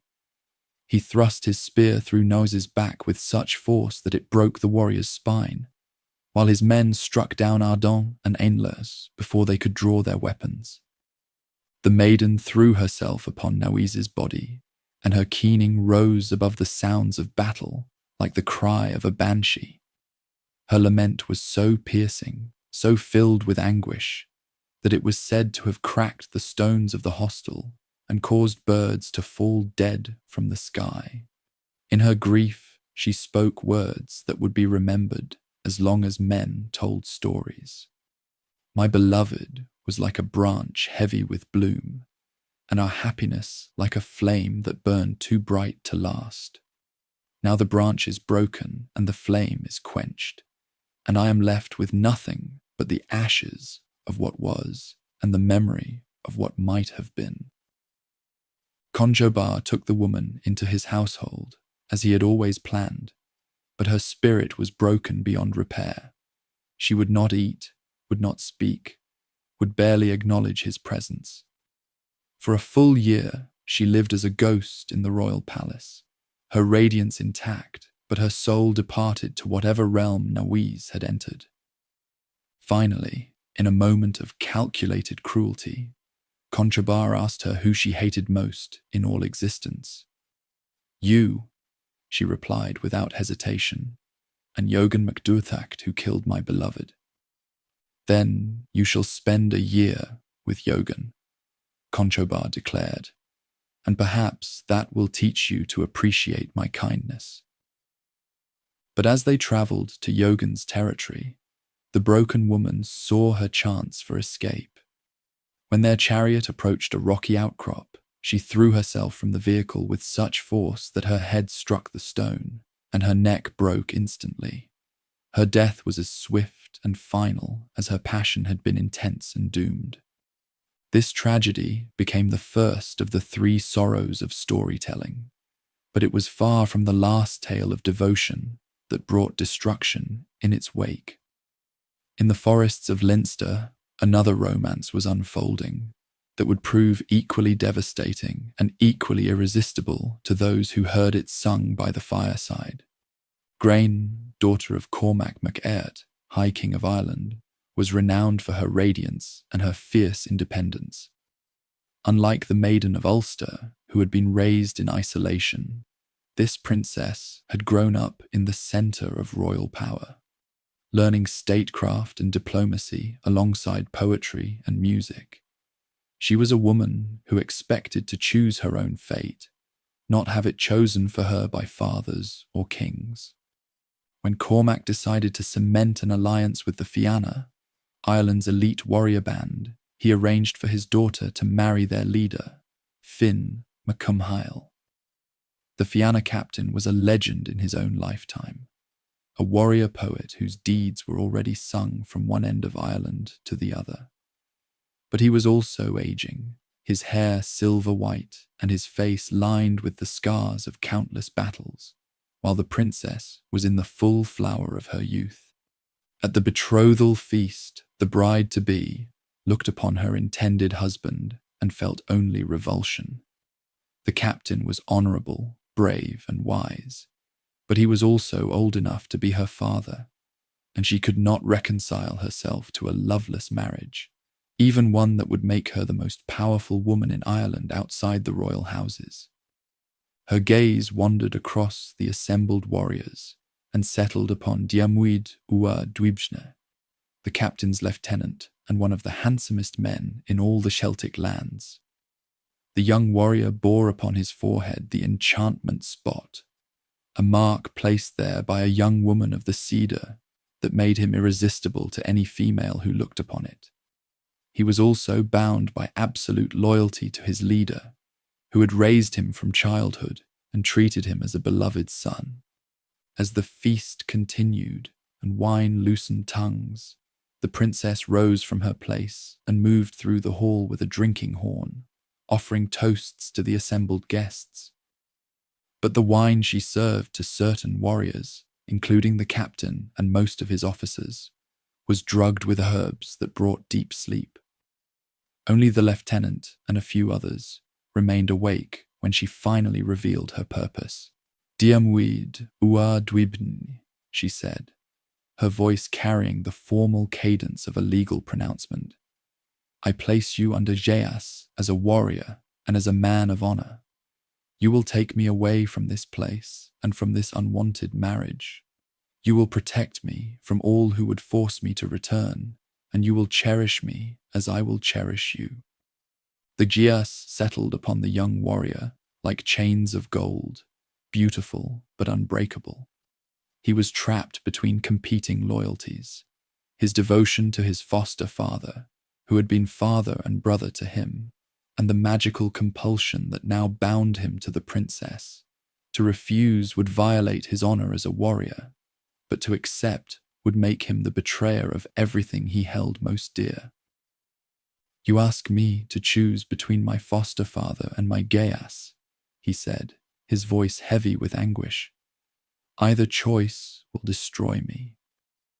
Then choose the destruction that comes with passion, she replied, rather than the one that comes from cowardice.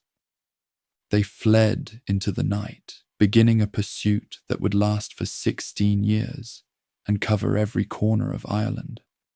The Fianna captain, when he awoke to discover their betrayal, fell into a rage that was terrible to behold. The man who had been like a son to him had stolen the woman he had planned to make his wife, and the wound cut deeper than any blade ever had. The chase that followed became the stuff of legend. The captain led the Fianna across mountain and moorland, through forest and field, always just behind the fleeing pair, but never quite able to catch them. The lieutenant's skills as a warrior served him well in their flight. He knew every secret path and hidden cave in Ireland, every ford that could be crossed and every cliff that could be climbed. But more than that, they had unexpected allies. The people of Ireland, hearing the story of the fugitives' plight, found their hearts touched by the romance of it all. Farmers would point the hunters in the wrong direction. Millers would provide false information about recent travelers, and innkeepers would swear they had seen no one matching the pair's description. Even some members of the Fianna began to question whether their pursuit was just. Oisin, the captain's own son and greatest poet, composed verses that celebrated the fugitives' devotion rather than condemning their flight. Other warriors found excuses to be elsewhere when particularly promising leads needed investigation. For years, the pair lived like deer in the forest, never sleeping twice in the same place, always alert for the sound of pursuit. Yet their bond grew stronger rather than weaker under these hardships. The princess proved herself worthy of her companion's sacrifice, showing courage and resourcefulness that matched his own. She could read the signs of weather and season as well as any tracker, could find food and shelter in the wilderness, and could tend wounds with herbs gathered from the wild places. Their union was blessed with offspring, but even this joy was shadowed by sorrow, for they could never stay long enough in any place to watch their sons and daughters grow to adulthood. The young ones were fostered out to sympathetic clans, growing up knowing their parents only through brief, secret visits that always ended in tearful farewells. The end, when it came, was born not of capture, but of weariness. After 16 years of flight, the fugitives had grown tired of living like hunted animals, when intermediaries suggested that their pursuer might be willing to make peace.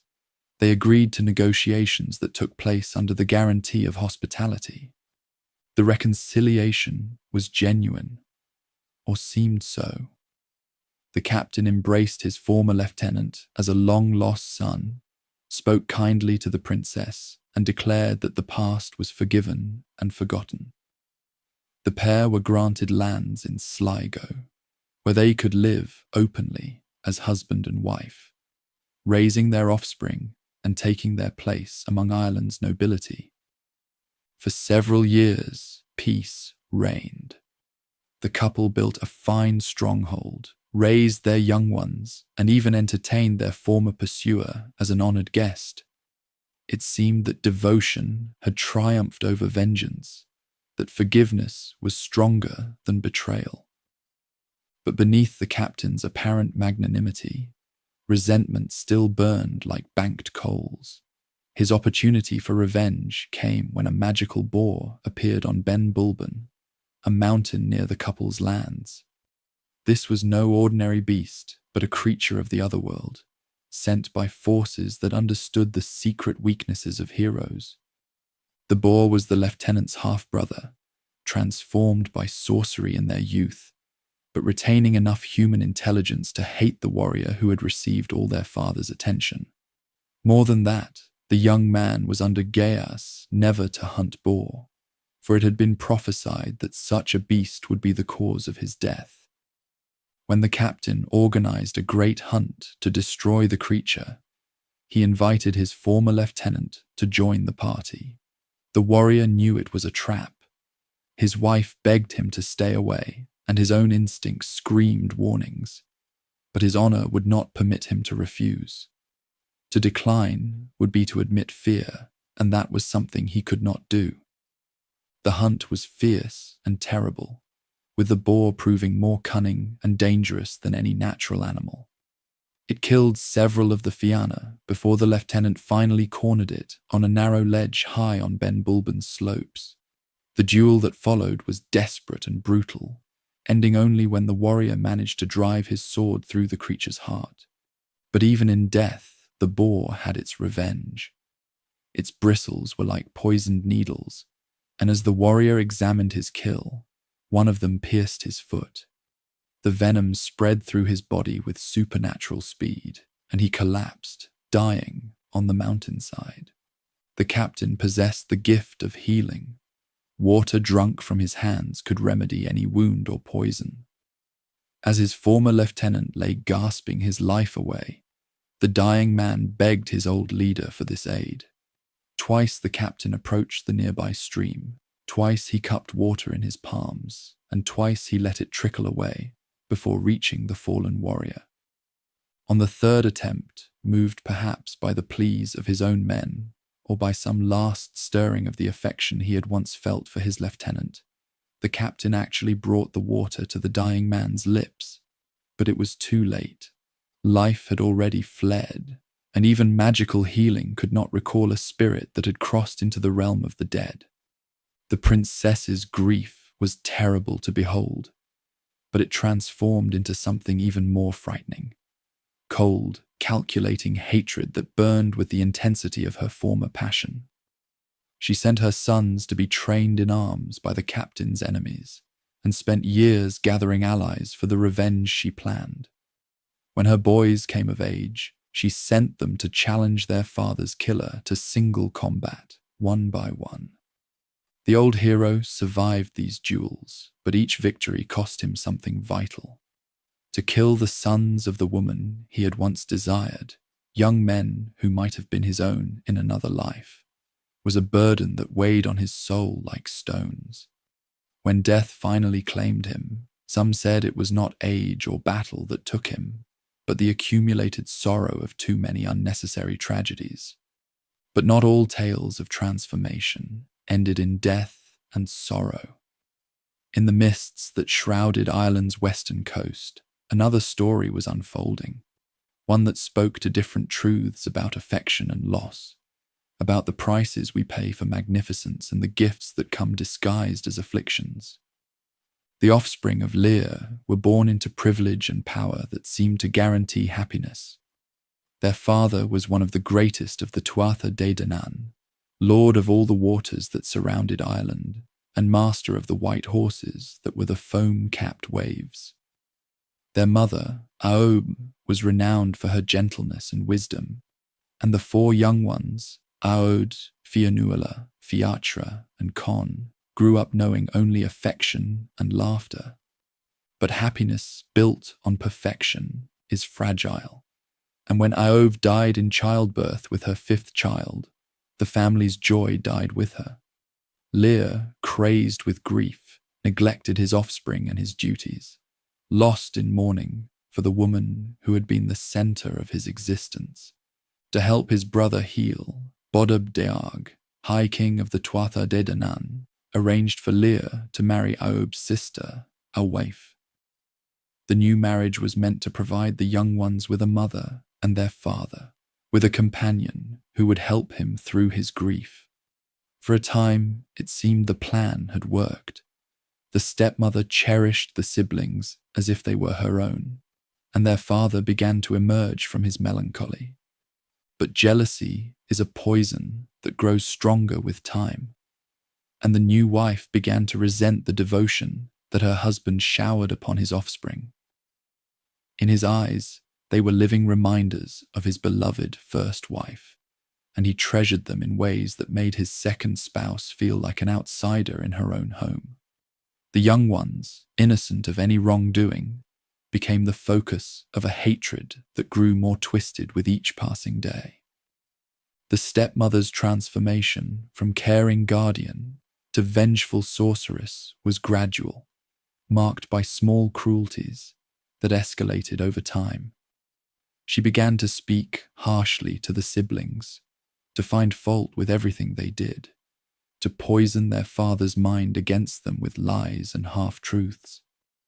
When these tactics failed to diminish his affection for his offspring, she turned to darker methods. The enchantment she wove was a masterpiece of cruel artistry, born from deep knowledge of what would cause the greatest suffering. Rather than simply killing the young ones, which would have brought their torment to a quick end, she chose to trap them between life and death, between human consciousness and animal form. "You will keep your human voices and your human hearts," she declared as her magic settled upon them like a net of silver threads. "But your bodies will be those of water birds. For 900 years you will live thus, 300 years on the lake near your father's palace, 300 on the straits between Ireland and Ulster, and 300 more on the waters near the Isle of Inishglora. Only when the old powers have fallen and a new faith has come to Ireland will you be released from this enchantment."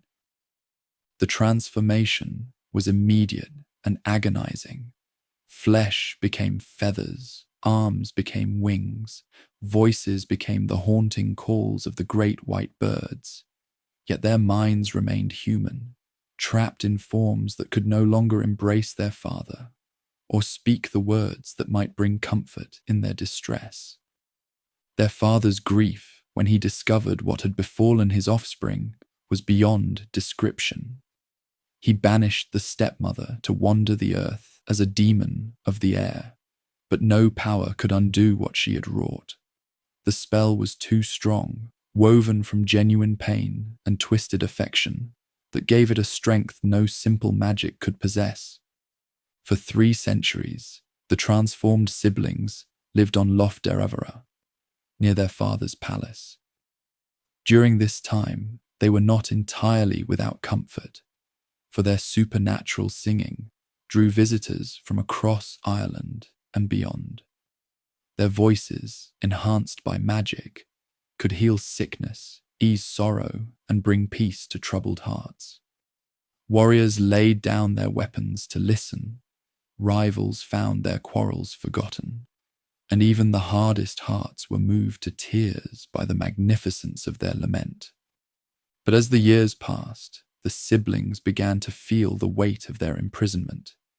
They watched generations of mortals live and die, while they remained unchanged, watched kingdoms rise and fall, while they were trapped in the same afflicted forms. Their songs, while still stunning, grew sadder and more haunting, filled with longing for the human lives they could never reclaim. The second phase of their exile took them to the Sea of Moyle, the narrow straits between Ireland and Scotland. Here, far from the comfort of visitors and the familiarity of home, they endured the worst centuries of their punishment. Storms lashed the waters constantly, and ice formed on their feathers during the bitter winters. Many nights they huddled together for warmth, their bird forms providing little protection against the elements that their stepmother's spell prevented them from escaping. Yet even in this desolation, their bond as siblings grew stronger. Fionnuala, the only daughter, became the heart of their small family, her voice the sweetest and her spirit the strongest. She encouraged her male siblings when despair threatened to overwhelm them, reminded them of happier times when the present became unbearable, and kept alive the hope that someday their suffering would end. The final 3 centuries were spent near Inishglora, a small island off the coast of Mayo. By this time, the island they had known was changing beyond recognition. The Tuatha de Danann were withdrawing from the mortal realm, retreating to their cedar mounds and otherworldly palaces. New peoples were settling the land, bringing different customs and beliefs. The old ways were fading like mist before the morning sun. It was here, on Inishglora, that the siblings first heard the sound that would herald their release, the ringing of church bells carried on the wind from the mainland. The new faith that the stepmother had prophesied was finally taking root in Ireland, and with it came the promise that their long exile was drawing to a close. The end came suddenly, as prophecies often do. A monk named Mocaumhog arrived on the island and was amazed to hear birdsong that seemed to carry words of greeting in the old tongue. When he realized what he had discovered, the legendary offspring of the Sea Lord, trapped for 9 centuries in their afflicted forms, he wept for pity and wonder. The monk's prayers and holy water broke the enchantment at last, but the release came at a price that was both merciful and terrible. The bird forms fell away like discarded garments, but the bodies revealed beneath were not those of the young people who had been transformed 900 years before. They were ancient beyond measure, their flesh withered by the weight of centuries, their hair white as foam on breaking waves. For a few precious moments, they were human again, able to speak with human voices, to embrace with human arms, to look upon each other with human eyes.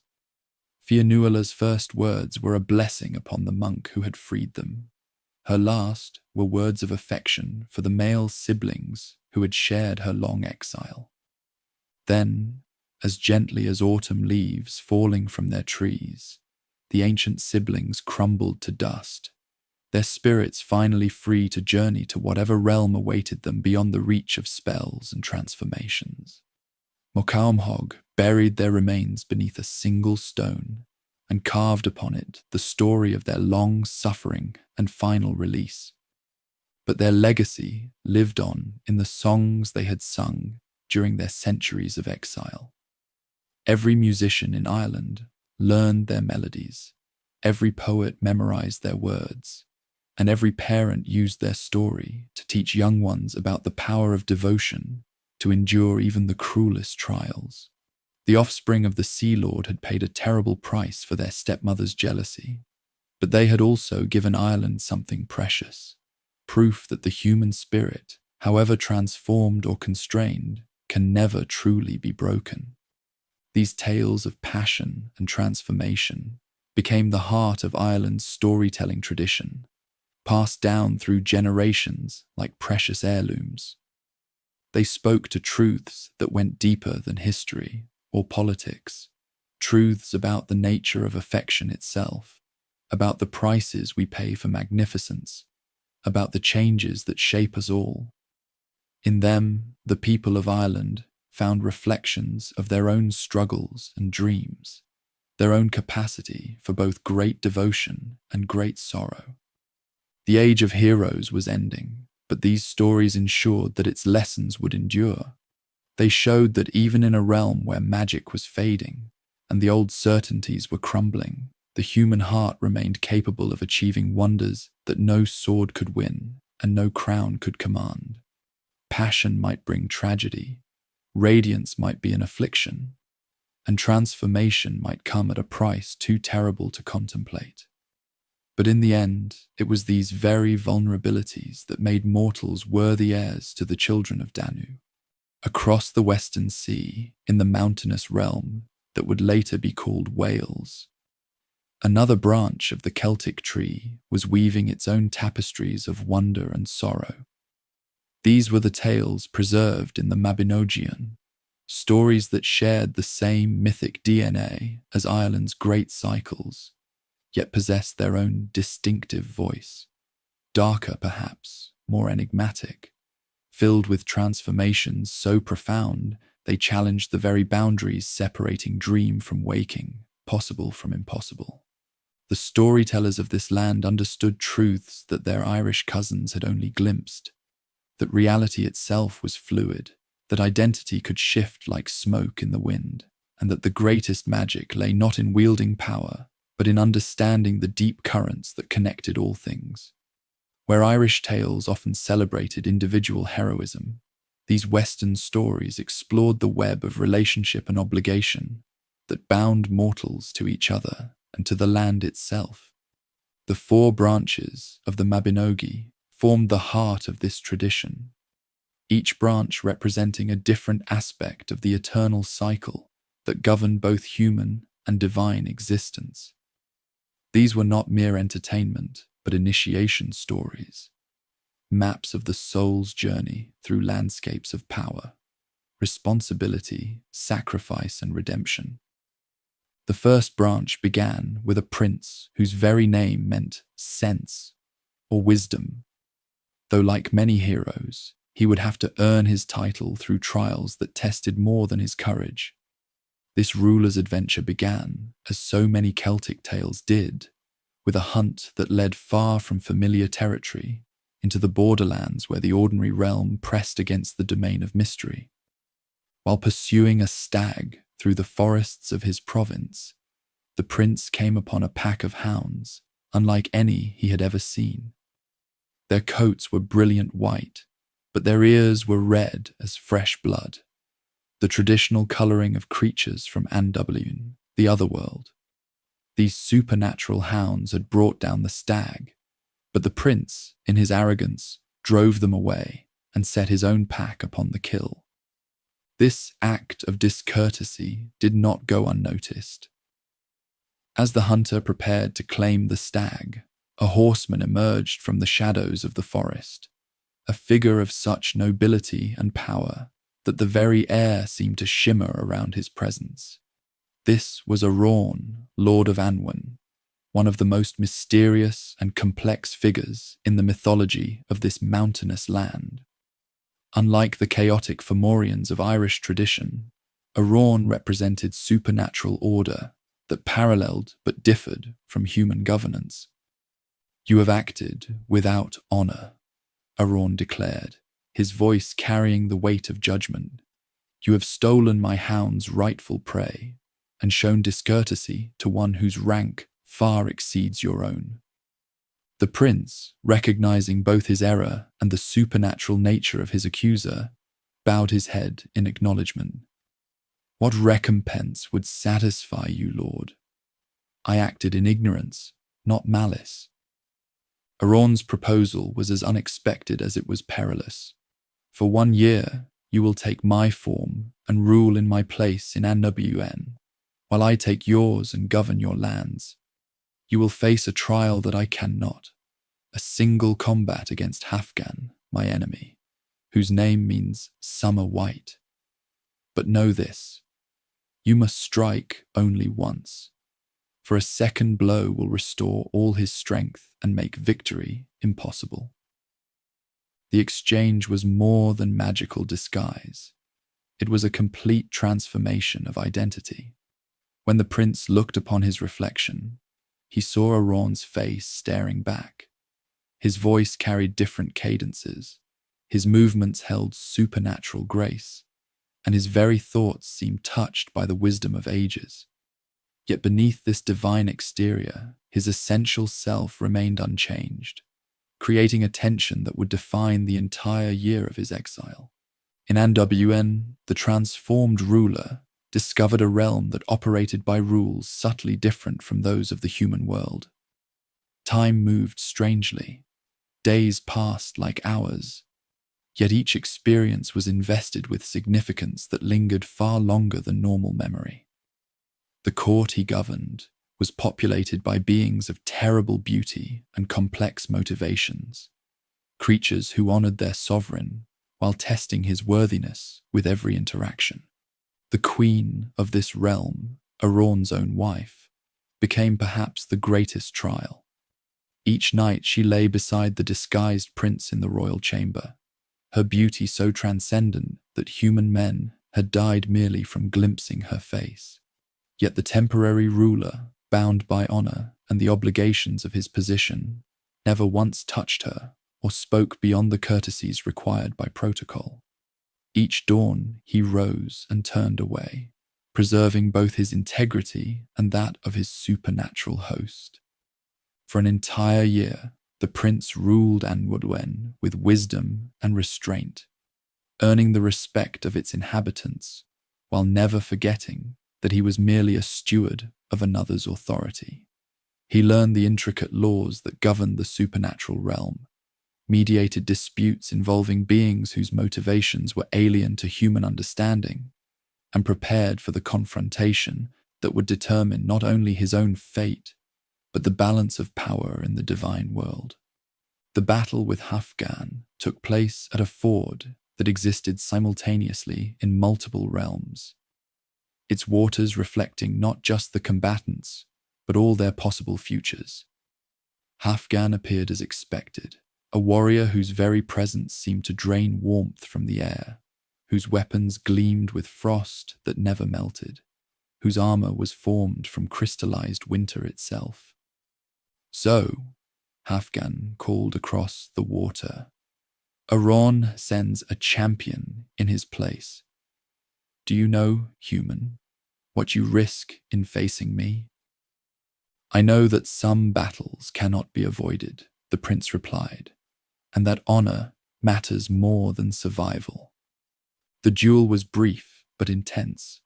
Halfdan's strategy relied on his ability to survive any single assault and return stronger than before.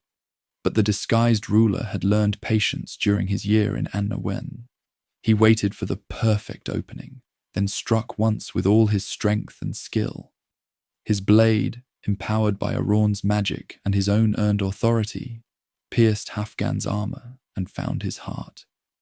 As Halfdan fell, he gasped out a warning that chilled the victor's blood. "You have won this battle, but the war is eternal. I will return when the cycle turns, and the price of victory will be higher than you know." When the prince returned to the meeting place where the year of exchange had begun, he found Arawn waiting with expressions of gratitude and newfound respect. The Lord of Anwn had ruled the human domain with such wisdom that the realm had prospered beyond all previous measure, while the prince's governance of the supernatural domain had earned a permanent place in its annals. "You have proven yourself worthy of a title that few humans could claim," Arawn declared. "From this day forward, you shall be known as head of the Otherworld. The friendship that unites our realms shall endure as long as honor guides our actions."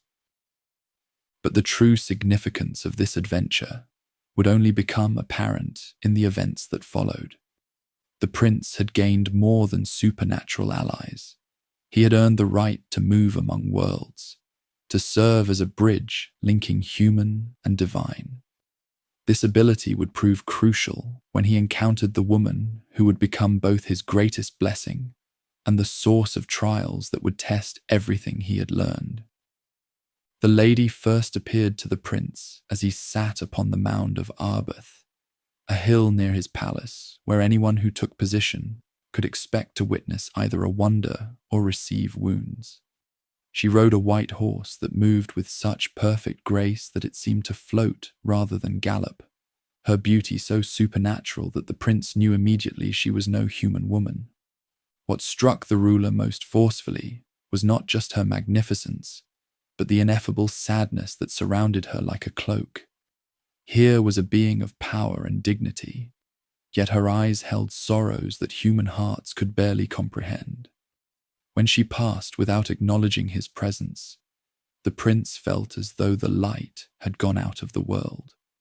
He commanded his swiftest horsemen to pursue her, but though her mount seemed to maintain a leisurely pace, none could draw close enough to speak with her. The white horse moved with the strange logic of dreams, always just ahead, no matter how furiously the pursuit pressed forward. On the third day, when the same scene repeated itself, the prince finally called out in desperation, "Lady, for the sake of the man you cherish most, I beg you to wait."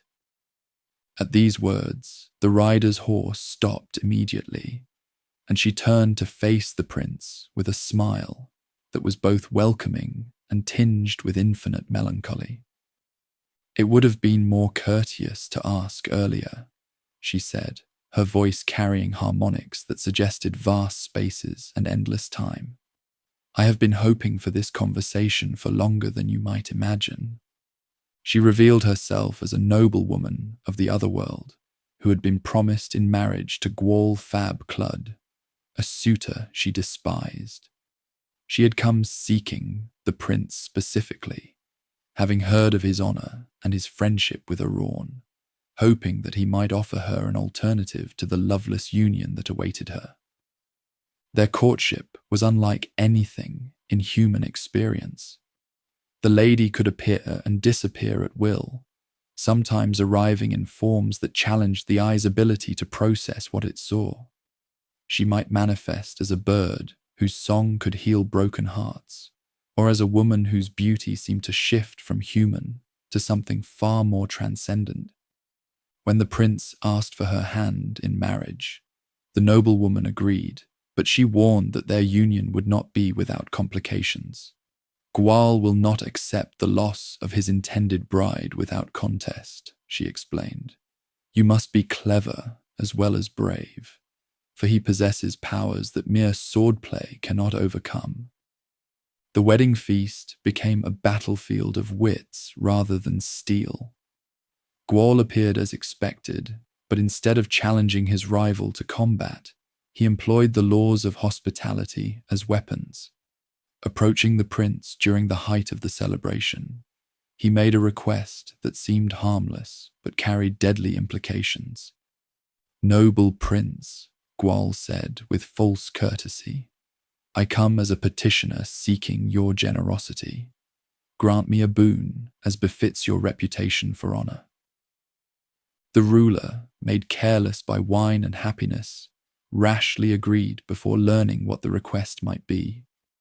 "Ask what you will," he declared, "and if it is within my power to grant, it shall be yours. I ask for nothing more than what any man might reasonably desire," Gwal replied with a smile like winter frost. "I ask for your bride, your feast, and your hospitality toward me this night." The assembled guests fell silent as they realized the trap that had been sprung. By the laws that governed both human and supernatural conduct, the prince was bound by his word. To refuse would mark him as oathbreaker, destroying his honor and making him unworthy of his bride's devotion. Yet to agree would mean losing everything he had gained. The lady, however, had anticipated this move. She whispered urgent instructions to her intended husband, providing both a magical bag and a plan that would turn Gwal's cleverness against itself. "Grant his request," she murmured, "but demand a year's delay before the marriage is consummated. Meet me 1 year hence at this same place, and bring the bag I give you. Trust in my wisdom, even when events seem to spiral beyond control." The year that followed was the longest of the prince's life. He honored his agreement, allowing Gwal to claim the feast and the right to court the lady, while withdrawing to his own lands to wait and plan. The magical bag she had given seemed ordinary enough, a simple sack that could hold no more than a few handfuls of grain. Yet she had insisted it would be the key to their salvation.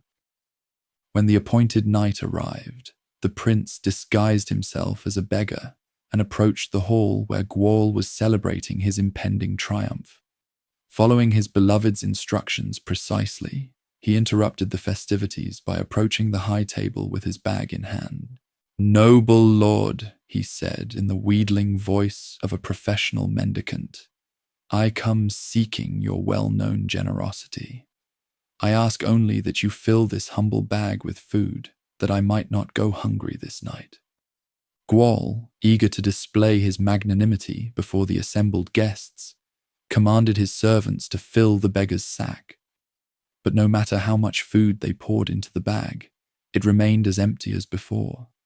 Bread, meat, wine, all disappeared into its depths without making the slightest difference in its appearance. "What manner of sorcery is this?" Gwawl demanded, but his curiosity was stronger than his caution. "No sorcery, lord," the disguised prince replied. "Merely an old soldier's travelling pack that has seen much service. But I fear it will never be satisfied unless one of noble blood steps into it and declares that enough has been given." Gwawl's pride would not allow him to appear less generous than a common beggar's expectations. He stepped into the bag to make the required declaration, and immediately found himself trapped within its magical confines, which contracted around him like a living thing.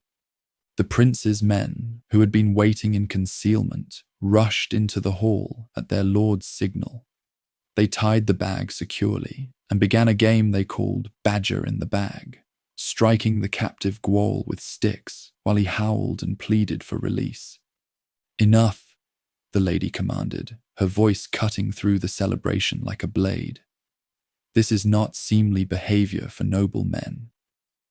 The terms of Gwawl's release were carefully negotiated. He would renounce all claim to the supernatural bride, swear never to seek revenge for his humiliation, and provide compensation for the year of delay he had caused. In return, he would be freed, unharmed, and allowed to depart with his dignity intact. The wedding was celebrated throughout the realm as a triumph of wit over power, of devoted cunning over arrogant strength. Yet their happiness was shadowed by prophecies that spoke of trials to come. The marriage of human and supernatural always carried a price, and that price would be paid in the currency of the heart. When their son was born, the entire kingdom rejoiced. The child, who would be named Pridery, meaning worry or care, was beautiful beyond description, showing signs of inheriting power from both his human and supernatural heritage. But on the night of his birth, while the queen slept exhausted from her labor, 6 women were set to watch over the infant prince. As dawn approached, weariness overcame the watchers, despite their best efforts to remain alert. When they woke, the child had vanished without trace, leaving only a few drops of blood on the bedding as evidence of what might have transpired. Terror of the prince's wrath drove the women to a desperate deception. They killed a puppy and smeared its blood on the queen's hands and lips, scattered its bones around her bed, and swore that they had seen her devour her own child in a fit of supernatural madness. The accusations cut the prince to the heart, for he knew that his wife's divine nature made her capable of transformations beyond human understanding. Yet his experience in Mabinogion had taught that appearance and reality were often at odds, and his year with Aran's queen had shown the value of trust in the face of seeming impossibility. The court demanded justice, but the ruler found himself trapped amid conflicting loyalties.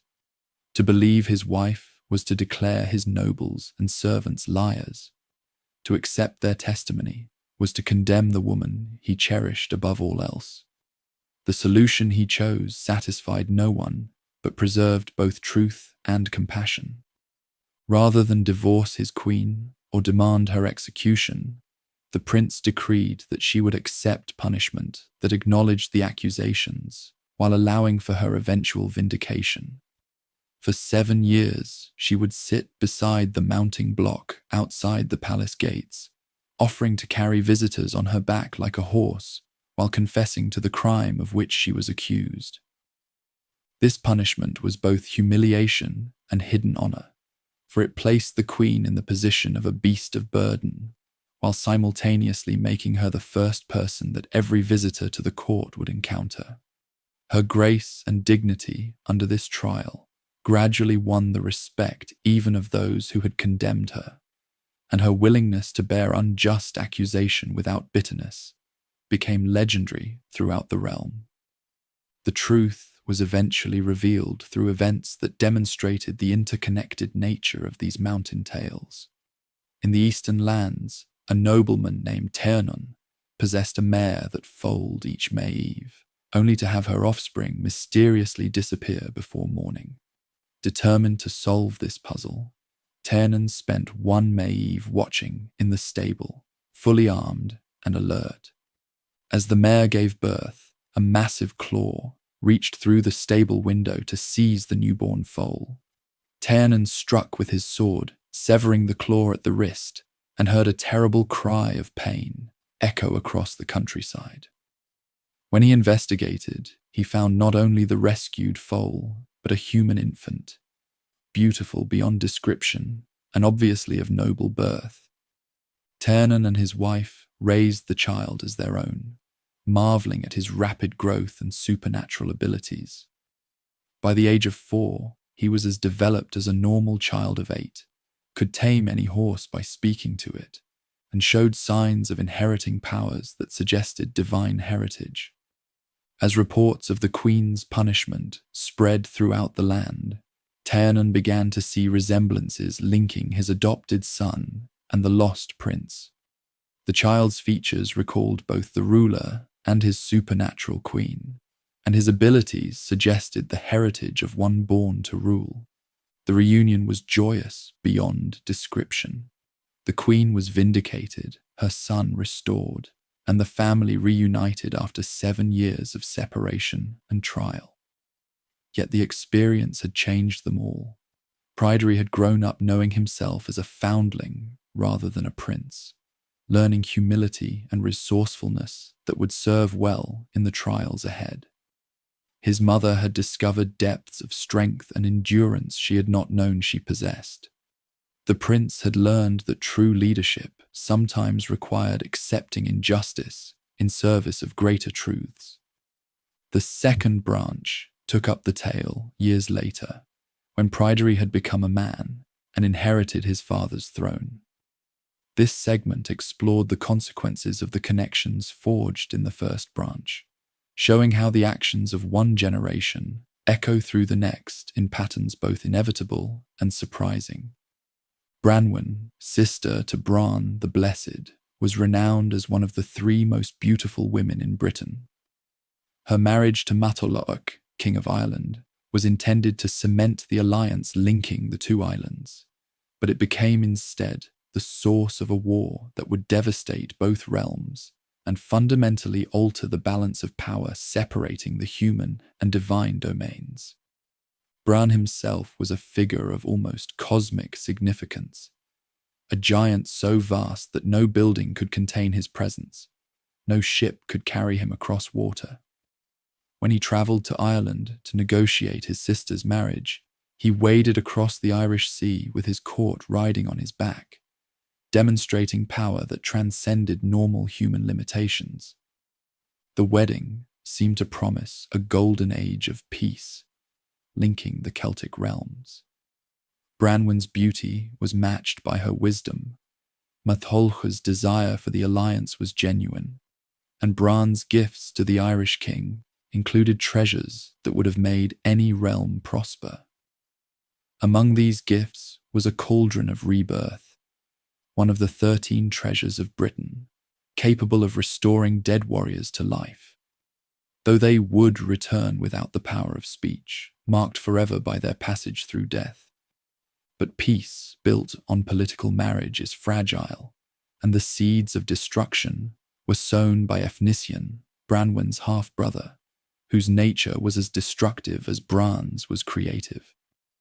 Efnisien embodied the principle of necessary opposition, the force that prevents any situation from remaining static.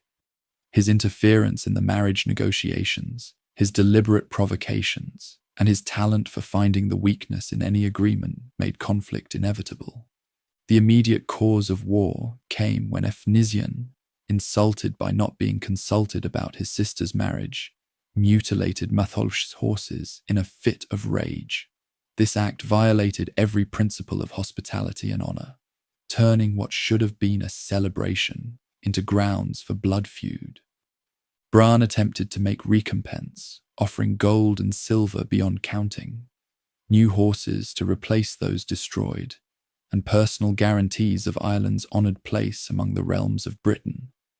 But the damage went deeper than material loss. It struck at the heart of royal dignity and called into question Matholwch's fitness to rule. Branwen became the victim of her husband's injured pride. Though she had no part in her brother's actions, she was made to bear the consequences of the family shame. Matholwch relegated her to the kitchens of his palace, where she was forced to work as a scullery maid, subjected to daily humiliation, designed to balance the insult he had received. For 3 years, Branwen endured this treatment while training a starling to carry messages across the sea. When the bird finally reached Bran, with news of his sister's degradation, the giant's rage shook the very foundations of the earth. He assembled the largest army ever seen in Britain and prepared for a war that would reshape the mythic landscape forever.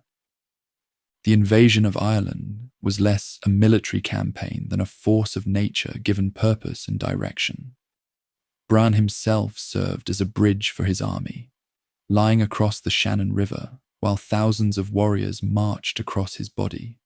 His presence in Ireland altered the very character of the conflict, transforming a political dispute into something approaching cosmic warfare. The battles that followed were terrible beyond description. The cauldron of rebirth, which Bran had given as a wedding gift, was turned against his own forces, restoring Irish warriors to life while British dead remained permanently fallen. Only when Efnisien, in a rare moment of redemption, sacrificed himself to destroy the cauldron did the tide of battle turn. The final confrontation took place on the shores of Ireland, where the remnants of both armies fought with the desperation of those who knew that no victory could undo the losses already sustained. Bran himself was fatally wounded by a poisoned spear, his death marking the end of an era when giants walked the earth as casually as ordinary men. As he lay dying, Bran gave his most unusual command. His head was to be cut from his body and carried back to Britain, where it would continue to speak and provide counsel for 87 years, before finally being buried beneath the White Tower in London as protection against invasion from across the sea. The journey of Bran's head became one of the most haunting episodes in the mythology of these islands. The 7 survivors of the war, including Pryderi, who had fought in the campaign, spent those 87 years in a state linking life and death, neither fully human nor completely divine. They travelled first to Harlech, where they remained for 7 years, entertained by the 3 birds whose song could wake the dead and lull the living to sleep. Then they journeyed to Gwales in Penfro, where they spent 80 years in a hall that existed outside normal time, sustained by Bran's living head and protected from knowledge of all the sorrows they had witnessed. This period, known as the Assembly of the Wondrous Head, represented a perfect moment suspended amid joy and grief, memory and forgetting. The survivors knew happiness untainted by awareness of loss, yet this happiness was artificial, dependent on their willingness to ignore the door that would restore their full awareness of reality. When curiosity finally drove one of them to open the forbidden door, the spell was broken. All their grief returned at once. The memory of fallen companions, the knowledge of kingdoms laid waste, the understanding that their long feast had been merely postponement of inevitable sorrow. They buried Bran's head as he had commanded, and returned to a world that had changed beyond recognition during their absence. The third branch explored the consequences of these cataclysmic events through the story of Manawydan, Bran's brother, who found himself displaced in a realm that no longer had place for figures of his mythic stature. This tale examined what happened when supernatural beings were forced to adapt to a world increasingly dominated by human concerns and limitations. Manawydan's marriage to the queen, now widowed by her first husband's death, seemed to offer hope for rebuilding what the war had destroyed. Their combined wisdom and supernatural abilities suggested they might restore the devastated lands to their former glory. But the realm itself had been fundamentally altered by the conflicts it had witnessed. The enchantment that fell upon their lands was unlike anything seen before, a spell of emptiness that removed all life except for the four companions, Manawydan, the queen, Pryderi, and his wife Chigfa. Their kingdom became a void, populated only by themselves and the mysterious forces that had engineered this desolation.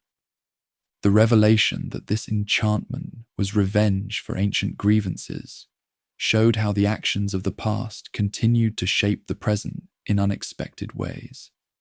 Lwyd Fab Chill Coed, a sorcerer whose friend had been humiliated in the events of the first branch, had waited years for the perfect opportunity to strike back at the royal family. The resolution required not force, but wisdom, not power, but understanding of the intricate web of obligation and responsibility that connected all actions across time.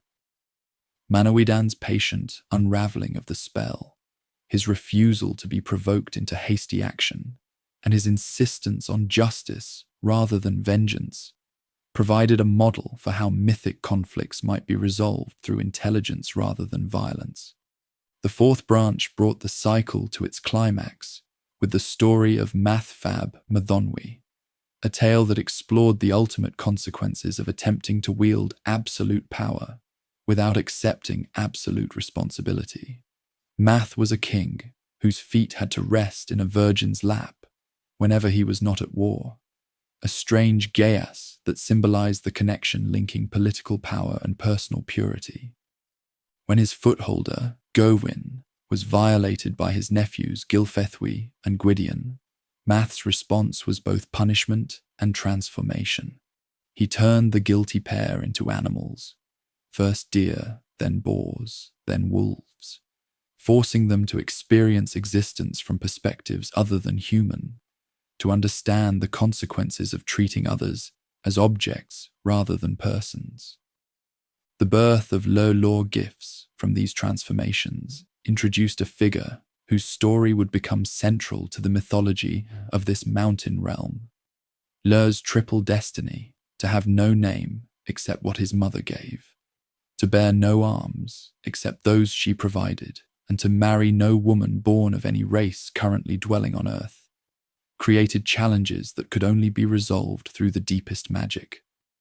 The creation of Blodeuwedd from flowers was meant to circumvent the prohibition against Lugh marrying a human woman, but it introduced problems that its creators had not anticipated.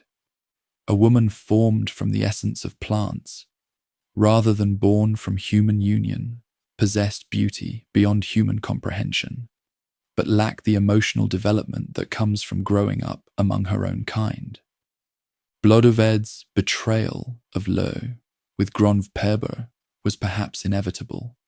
She was drawn to the huntsman's purely human passions after a lifetime with a husband whose supernatural nature made him increasingly remote from ordinary emotional experience.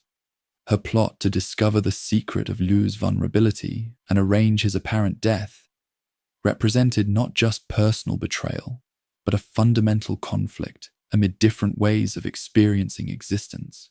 Lur's transformation into an eagle and his eventual restoration demonstrated the understanding that identity itself was fluid, that the boundaries separating human and animal, living and dead, were not as fixed as they appeared. His forgiveness of his wife, even as he accepted the necessity of her transformation into an owl, showed a wisdom that transcended simple justice. Running parallel to these royal dramas were stories that explored the relationship linking wisdom and inspiration, learning and direct experience of truth. The tale of Ceridwen and Taliesin represented perhaps the most profound of all these mountain myths, examining how knowledge was transmitted from one generation to the next, and how true wisdom could emerge from the most unlikely circumstances. Ceridwen, the great witch of this tradition, possessed a cauldron of inspiration that could brew the awen, the divine fire that transformed ordinary humans into poets and seers. Her attempt to create this gift for her son Morfran, whose ugliness had made him an object of mockery, went awry when her servant Gwion Bash accidentally consumed the first 3 drops of the precious liquid. The chase that followed, with Ceridwen pursuing the transformed Gwion through a series of animal shapes, represented the eternal dance linking knowledge and its seekers. As hare and greyhound, fish and otter, bird and hawk, they traced the fundamental patterns that connected all life, each transformation revealing new aspects of the cosmic order. Gwion's final rebirth as Taliesin, the greatest of all bards, showed how wisdom could emerge from destruction, how the death of the ordinary self could give birth to something unprecedented. Taliesin's songs contained knowledge that transcended normal human understanding. He sang of the creation of the world, the true names of the stars, the secret histories of vanished peoples. The wild hunt that rode through stormy skies on tempestuous nights represented another aspect of this supernatural presence in the human realm. Led by Arawn or other divine kings, these spectral processions served as reminders that the barriers separating life and death, order and chaos, were far more permeable than most humans preferred to believe. The 13 treasures of Britain, scattered throughout these legends, paralleled Ireland's 4 treasures, while representing a more complex understanding of how power could be distributed and contained. Each treasure embodied a different aspect of sovereignty, the ability to provide, to protect, to judge, to inspire. Together, they formed a constellation of possibilities that could transform any realm fortunate enough to possess them. Culhwch and Olwen, among the earliest Arthurian tales, showed how the mythology of this mountain realm would eventually merge with the broader European tradition of romance and chivalry. Culhwch's quest to win the giant's daughter required not just personal courage, but the cooperation of numerous helpers, each contributing specialized knowledge or abilities to the common goal. The tasks demanded by Ysbyddaden Pencawer, Olwen's giant father, seemed impossible until approached with the understanding that no single individual, however heroic, could encompass all necessary skills. The hunting of the great boar, Tuatha Troith, the gathering of impossible objects, the recruitment of legendary figures, all these challenges required the kind of collective effort that would later characterize the Round Table. Arthur's role in this early tale was not yet that of the central figure he would become in later romances, but rather of a king whose court served as a gathering place for heroes, and whose authority could coordinate efforts that spanned multiple realms. This early Arthur was still more mythic than chivalric, more connected to the supernatural traditions of his people than to the continental ideals that would later reshape his legend. The influence of this mountain mythology on the broader Arthurian tradition was profound and lasting. the supernatural elements that made Arthur's court a place where marvels were commonplace, the emphasis on quests that tested character as much as courage, the understanding that the greatest adventures involve transformation of the self rather than simple conquest of enemies. All these aspects of later romance could be traced back to the storytelling tradition of this Western realm. Yet these tales retained their own distinctive character, their own insights into the nature of power and responsibility, love and loss, wisdom and folly. They showed that the mythic imagination was not bound by political boundaries, that the Celtic understanding of reality as fundamentally fluid and interconnected could express itself in multiple forms while retaining its essential truth.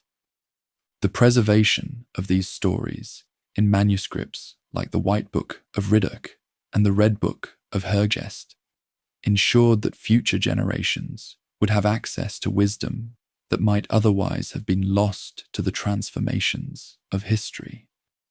These collections became treasuries of knowledge about a way of seeing the world that valued relationship over dominance, transformation over stasis, wisdom over mere cleverness. The understanding that all stories were ultimately one story, all quests ultimately the same quest, all transformations ultimately aspects of the single great transformation that carried souls from ignorance to understanding, provided a unifying vision that connected individual tales into a coherent mythology. This vision would prove influential far beyond the borders of this mountain realm, contributing essential elements to the European imagination and ensuring that the Celtic understanding of reality would survive the political changes that would reshape the medieval world. As the age of the Mabinogion drew toward its close, the stage was set for the final transformation that would bring the Celtic mythological tradition into contact with new ways of understanding the divine, new approaches to the eternal questions of meaning and purpose that had always driven the greatest stories. The collision of pagan and Christian worldviews would create new forms of narrative while preserving essential insights from the older tradition, ensuring that the wisdom of the Celtic storytellers would continue to illuminate the human condition long after their original cultural context had passed into memory.